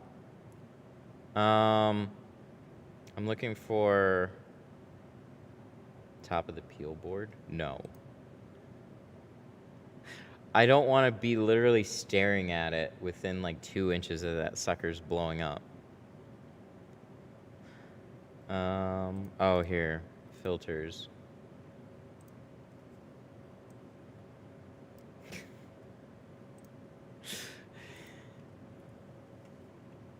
Oh, you have to buy balloons. It's not the money, you son of a...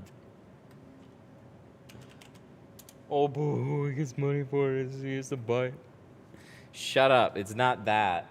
It's literally remembering to do it. Every little thing that I add to the stream makes it a pain.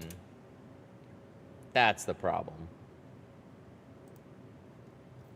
Oh my God. No, shut up. Oh my God. There, how's that?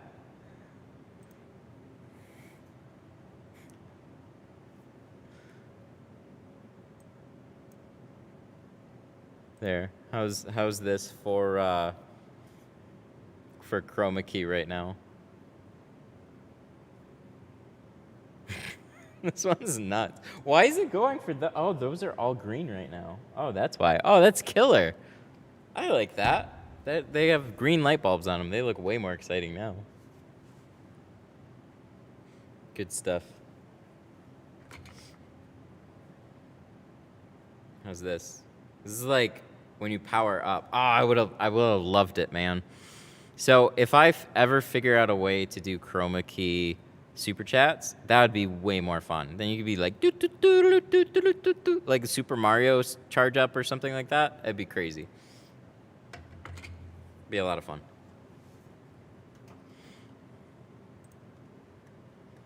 What I wanted to try and figure out how to do really quick was like actually listen to the audio from my stream. But I guess I'm gonna have to do that afterwards because I don't want to mess with it much anymore.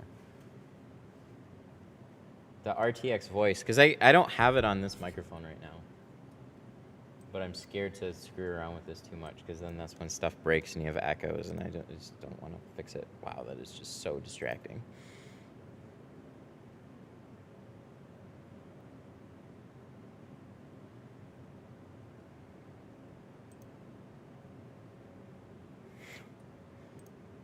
You'd get millions of balloons. Can somebody put them up for me?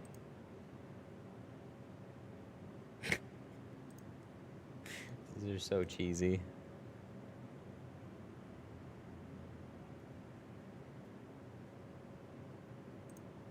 Here, this is a car thing. Oh, here's an ad first. How do you guys like a literal ad being played?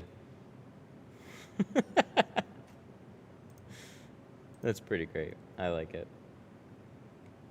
This is like a Dr. D thing.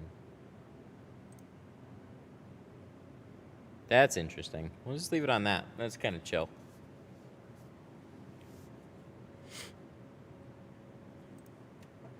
But you know what I'm really happy about is my internet is so much more consistent, and I don't know what happened, but it just works way better now. I'm streaming at 5,000 kbs a second, which like in the winter time it would fluctuate, where I'd have to drop it sometimes down to like 1,000. So good job, Comcast. You actually fixed something. 0 drop frames today.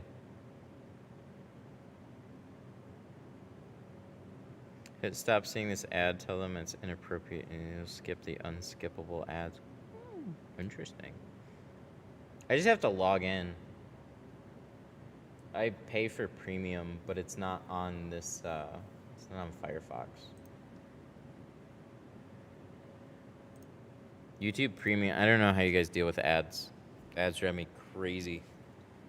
So much nicer without them. I want coffee. I want some more coffee.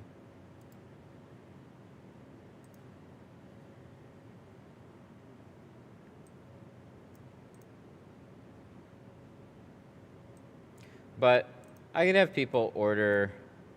I could have them order balloons.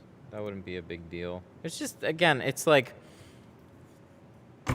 Oh yeah, I didn't even mention this. I still got to set up this every time that I stream. So the nice thing is, I'll now take a couple minutes and sit here, and then I'll just kind of like toggle this on. So it's not much of a nuisance, but it typically works okay. But like, you see where all these layers are, you know, it's one thing, then it's the next thing, then it's the next thing, then it's the next thing. It's just, it becomes too much. There's too many things involved in getting that one thing done. So, what do you think? What kind of desktops do you have? What do you think about the Alienware? Alienware is solid. I mean, there's lots of PC builders. There's like Dell has Alienware. There's like Main Gear. There's there's so many of them. Like even Corsair is like building their own PCs now.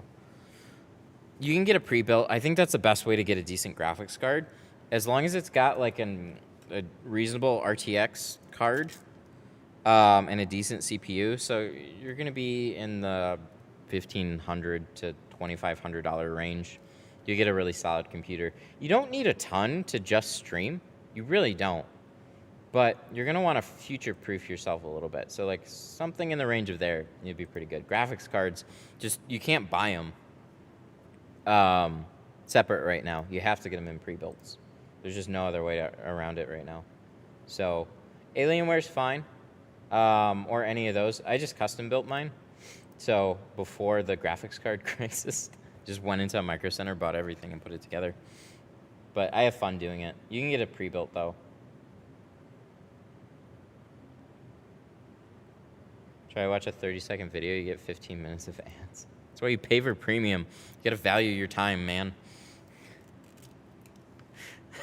Like, I've talked to my family about this. They're like, why would I pay for YouTube? It's free. It's like, it's your time. That's the point. And oh my God, it is so much cleaner. It is just so much cleaner. I will happily pay more than what? It's like 15, 16 bucks a month or something. I would happily pay more than that.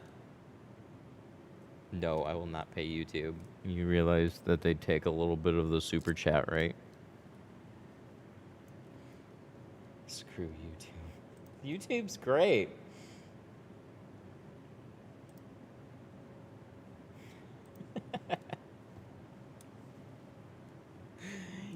YouTube is amazing, actually. They have done so many positive things for everybody, for all creators. It is so much better of a platform than it was even a handful of years ago. It's fair. It'll drive you crazy sometimes, but there's so many good things that they've actually done across the board. It's very, very happy with whatever YouTube's been doing.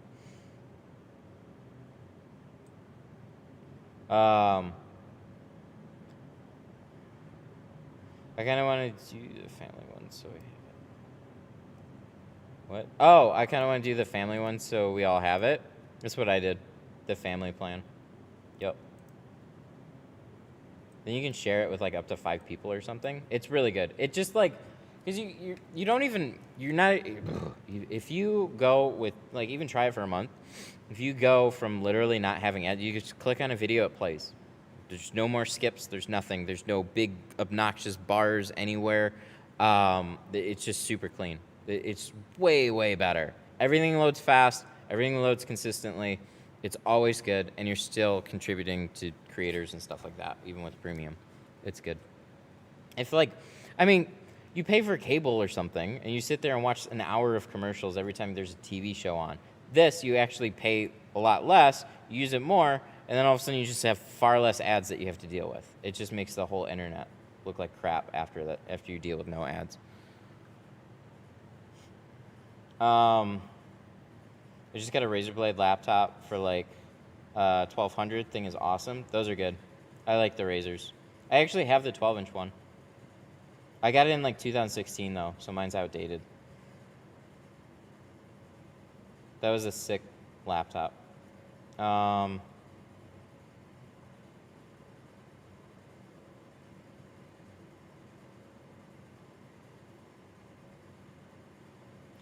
there's stickers on the back window, do you have issues shrinking around it? Most of the time, no. They'll sometimes pop little things up when you're dealing with it, but it's not that bad.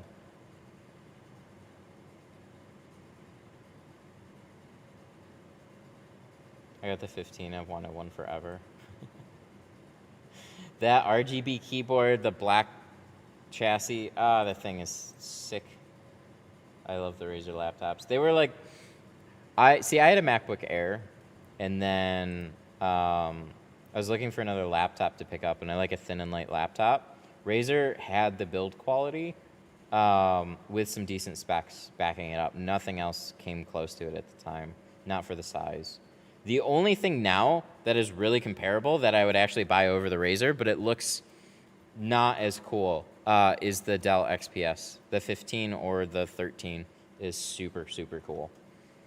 XPS is a solid laptop. They pack a lot in there. Or now an M1 MacBook Air if you want to do some video editing.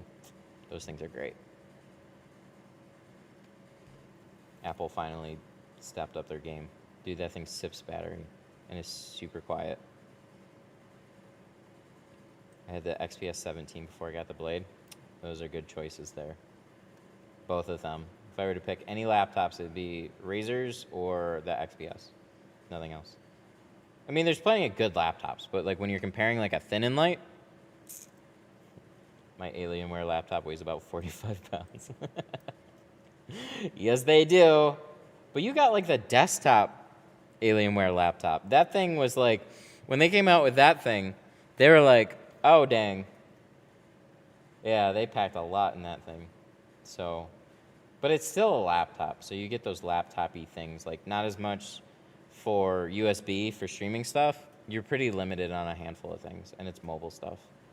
But I think they put a desktop class CPU in that one. That's why it's got such a big power supply. What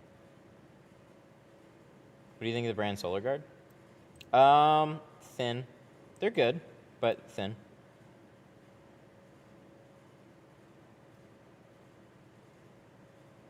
My brother got an Alienware laptop for school. They must have some awesome marketing. Sorry, bro, I got busy with the customer.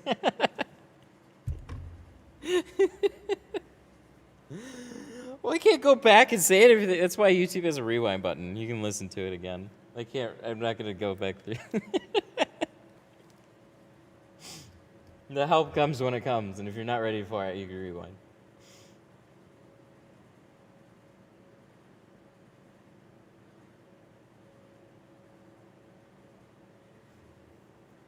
Rewind. I had a car with an excessive amount of stickers by the edges, and it was affecting the way it was shrinking for me. Well, it'll lift the film up, especially if it's more in the corners. Yeah, if it's just like too much, then it's too much. But most like stickers that I deal with are like decals and stuff like that, and they're just like low profile. They don't get in the way too much, and you can shrink over them. You'll be fine. But if it's too much, then like figure out a way to work around it, or tell them to get rid of his stickers. Like, hey, and you just have to get rid of them. Ordering the plotter and GeoShield soon. Is it easy to shrink, similar to what brand? Well, it's easy enough.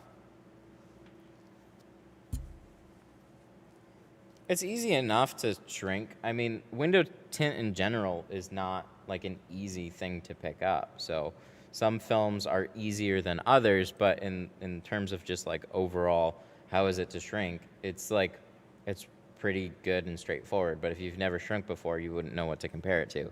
You're gonna have trouble with anything when you first start. But I don't know if I would necessarily start with it being a little bit more expensive. And you can find cheaper films that will shrink very comparably to it, and then you save yourself some money, and then, order some better stuff later. That way it's just more accessible. I wish you would stream through Restream Studios, so you could invite guests to hop on with you.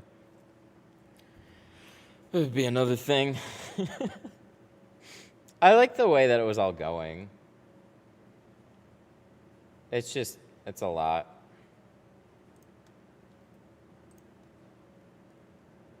I didn't even fully understand what Haas was doing the other day with Restream. Plus, nobody really hangs out for this portion of the stream. It's like always talking about stuff that has to do with computers. I'm out. I'm out.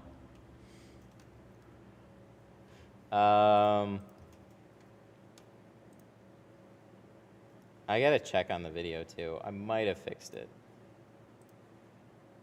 No, there's not another Casey video, is there? I gotta go back. Oh, I don't think so. But isn't it a lot to set up just for the after stream? That's where I get lost on.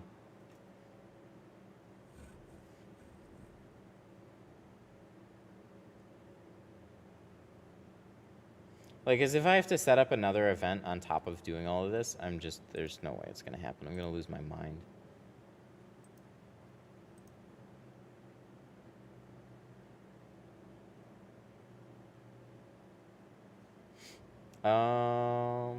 Here, I'm bringing up analytics.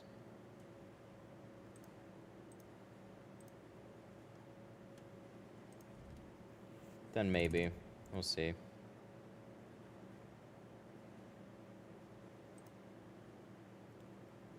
Where's my... No, content. That's where it is. Oh, it might be doing slightly better since they changed the title again. Maybe not. Oh, this is great. Okay. Let me show you guys this one. I fixed another video, though. So, this is my streaming video. And people that people that subscribe here do not appreciate this video. You don't. I even lost a subscriber off of it. Dang it. No, it's all good. I knew it wasn't gonna do well. I figured give it enough time and it might pick up with the right title. That's the tricky part, though, is figuring out the right title for it. So this is last 60 minutes. One person watched it. That's real bad. We did 1.1 thousand views, and this is the graph of how videos normally do. So they're in the 6 to 8,000 range at this point, and we are sitting dead. Worst video of the year. What is cool though is this one. I managed to fix the thumbnail and title. Ooh, we're doing way better. Heck yeah. So 143 in the past 60 minutes. That's okay. But you can see this wave starting to form, and this has been going up and down for a while. It's a little bit more clear on a phone. But you've got, sorry, let me pull it up this way. So you have all these peaks and valleys, and when you see it start to break out over where it was before, that's a real good sign. But YouTube seems to like turn videos on and off right now. There's no real pattern to them anymore. There used to be a little bit more of a pattern. That's kind of what it's doing. Woo! I did $345 off of that video too. God damn, that's way more than I thought. Is that estimated revenue? Total estimated revenue since it's published includes all Google ad transactions for every subject end of the month, and does not include partners sold through partner served ad. Oh, so this is not with their revenue split. So this gets split even more. No wonder it's not that much. But anyways, that's cool. So I changed the title to Can You See Through 0% Window Tint? And then a thumbnail, I got stupid dark on it. So this is working out far better than whatever I had in the beginning. I changed the title and thumbnail like probably 20 times. It's tough. It's tough to figure it out. So what somebody said, I did what GoPro couldn't. The problem seems to be there's two different angles. So there's either discoverability initially or catching recommended. And I think you have to choose between the two. So a title like that is more just like more clicky for what's thrown in your feed. But a video like that, I don't think is even getting thrown in people's feed like near anymore. So I changed it to more of a discoverable title. So then if you search wireless GoPro to OBS or something like that, it's going to pop up. And then the beginning of the title then, wireless any camera for live streaming. That's about as close as I could get it to like what people would normally search, I think. So it'll catch your attention that way. You have a couple of different ways to find it. Like wireless camera for live streaming. Hopefully it'll pop up there or something like that. So there's a couple of different angles, but it's just interesting, man.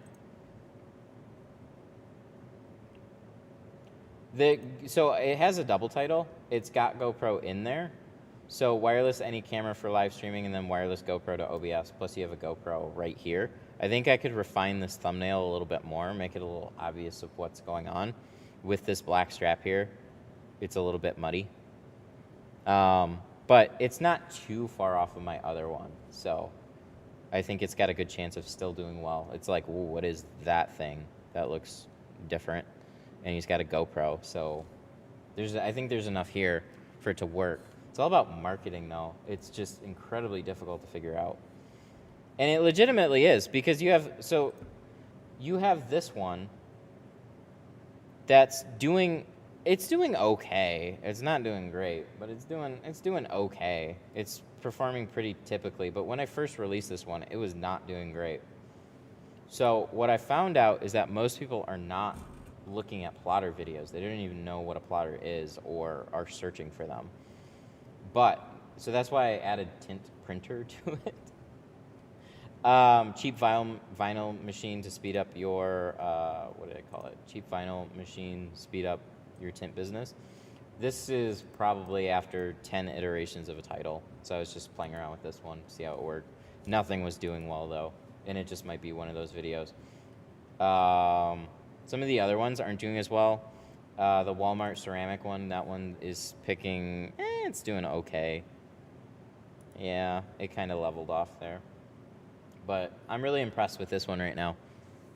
This one's doing good. You see this little like woo, and it slowed down and woo, coming back up. That's good. That's really good. And then this range down here is what it normally does. So we successfully turned around the stupid dark windshield, which is awesome. But so what drives me crazy about YouTube is just the mountain of brain power, annoying thinking that you have to do after like you make a video or before you do it. Because it's not just make a video and upload it. It's make a video, make a good thumbnail, and then brainstorm the shit out of a title for like days. And I'll usually post it wrong in the beginning, and then I'll slowly work it out on what it should be or what's better, and you have the opportunity to fix it later on. So that's at least positive, but man, it's not fun. Not fun to try and figure all that out. Because you just don't know. You just like, I'll change it to this and hopefully it'll do better, and then you actually have to just kind of let it sit. And you'll be watching it. And as long as you see the views start to climb up a little from what they were doing, then you're at least moving in a better direction. Would you ever consider doing some classes to show how to tint hands-on? I would definitely sign up for them. Classes is something I've talked about a lot, and I want to do them, and I don't at the same time. It's just another thing that I got to throw together. So come this year, we may have something.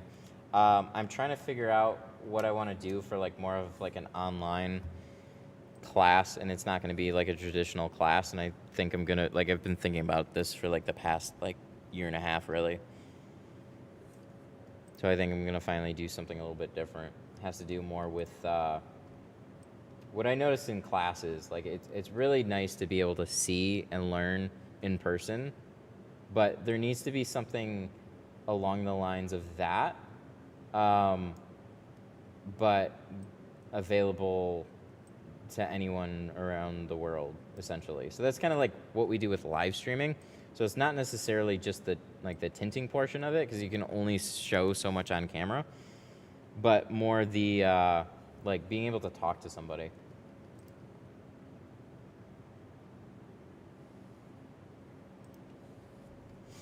Your CPM is insane, 8 to 10. I'm averaging 3 to 4. 1 second. Is it really? Like, I know that's been pretty decent for automotive. What, are you in gaming or something?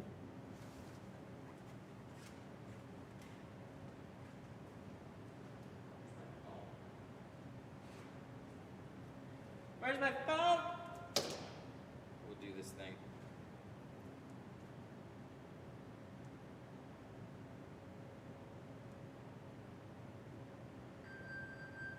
Aha!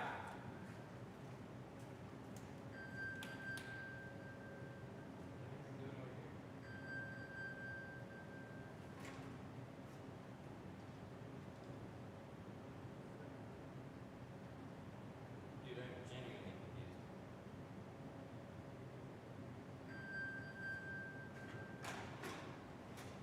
What the heck?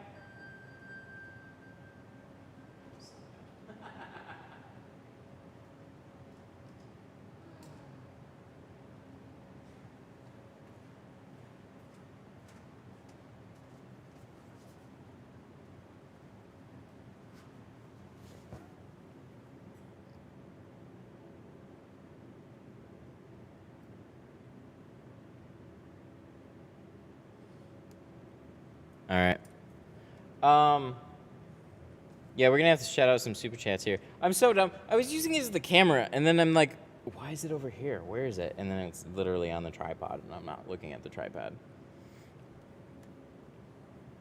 Exactly. So the watch helps me find the phone, and then the phone helps me find the keys, and it all works together.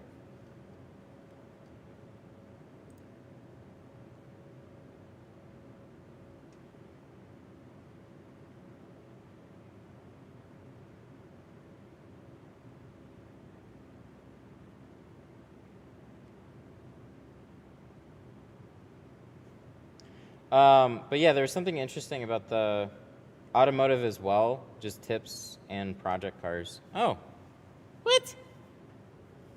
Maybe it's because my channel's been around longer? I don't know. RPM. My RPM is 899. My CPM is 1626.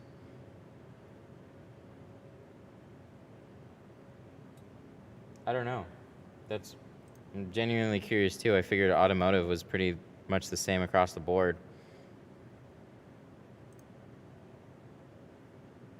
But this is where, like, I'm trying to, like, click on the actual channel, but it won't let me. Why, YouTube? I'm trying to look it up quick. I hear other stuff, and I feel bad about mine.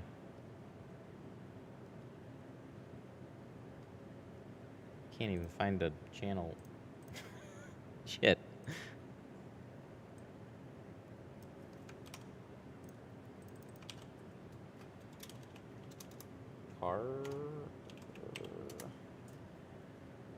Oh, there it is. Oh, there we go. 42.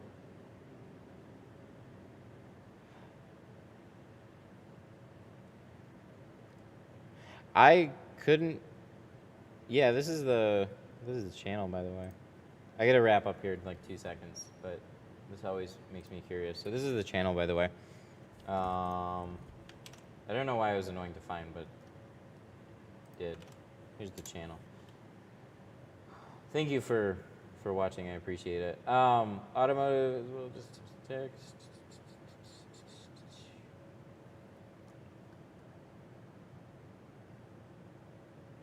That looks intriguing. Oh, you do car wrapping. Oh, that's cool. Oh, this is like 2 years ago, too. Okay, I don't want to hear a bunch of you. There we go. I'm always cautious about music and stuff.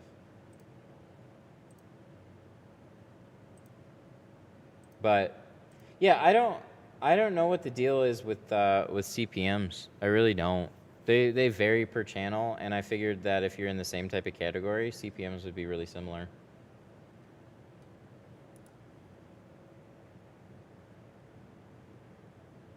Day in the life of owning a 350Z. This is some of your best videos. I always like browsing channels and seeing what they're doing in comparison. 1 million. Wow, good job. You got a few. What the heck? Top 5 best used sports cars under 10 grand. Top 5 cheap sports cars under 5 grand. Awesome JDM cars you can buy under 5 grand. Good God. You just need to do this. What the fuck, man? Oh, I get so annoyed. And then, like, you do what you like to do, and then the views just drop off. So, like, I have this problem on my own channel. My live streams don't do super well, but every once in a while I make something that does really well.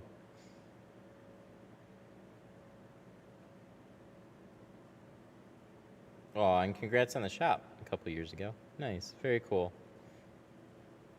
How hard is it to remove vinyl wrap? I don't know. YouTube. You'll see, like, I'm getting too caught up in all this right now. But you'll see channels that, for whatever reason, they just don't have that push behind them. And some that are seemingly doing the same thing that are just, like, going crazy. So, oh, but this is another wrap one. This is cool. Wait, you did 5 must-do carb mods, but that one didn't do well. Go figure. But the older ones did. Huh. Oh, well. Anyways. I gotta shout out some super chats, and I gotta take off. So let me do that.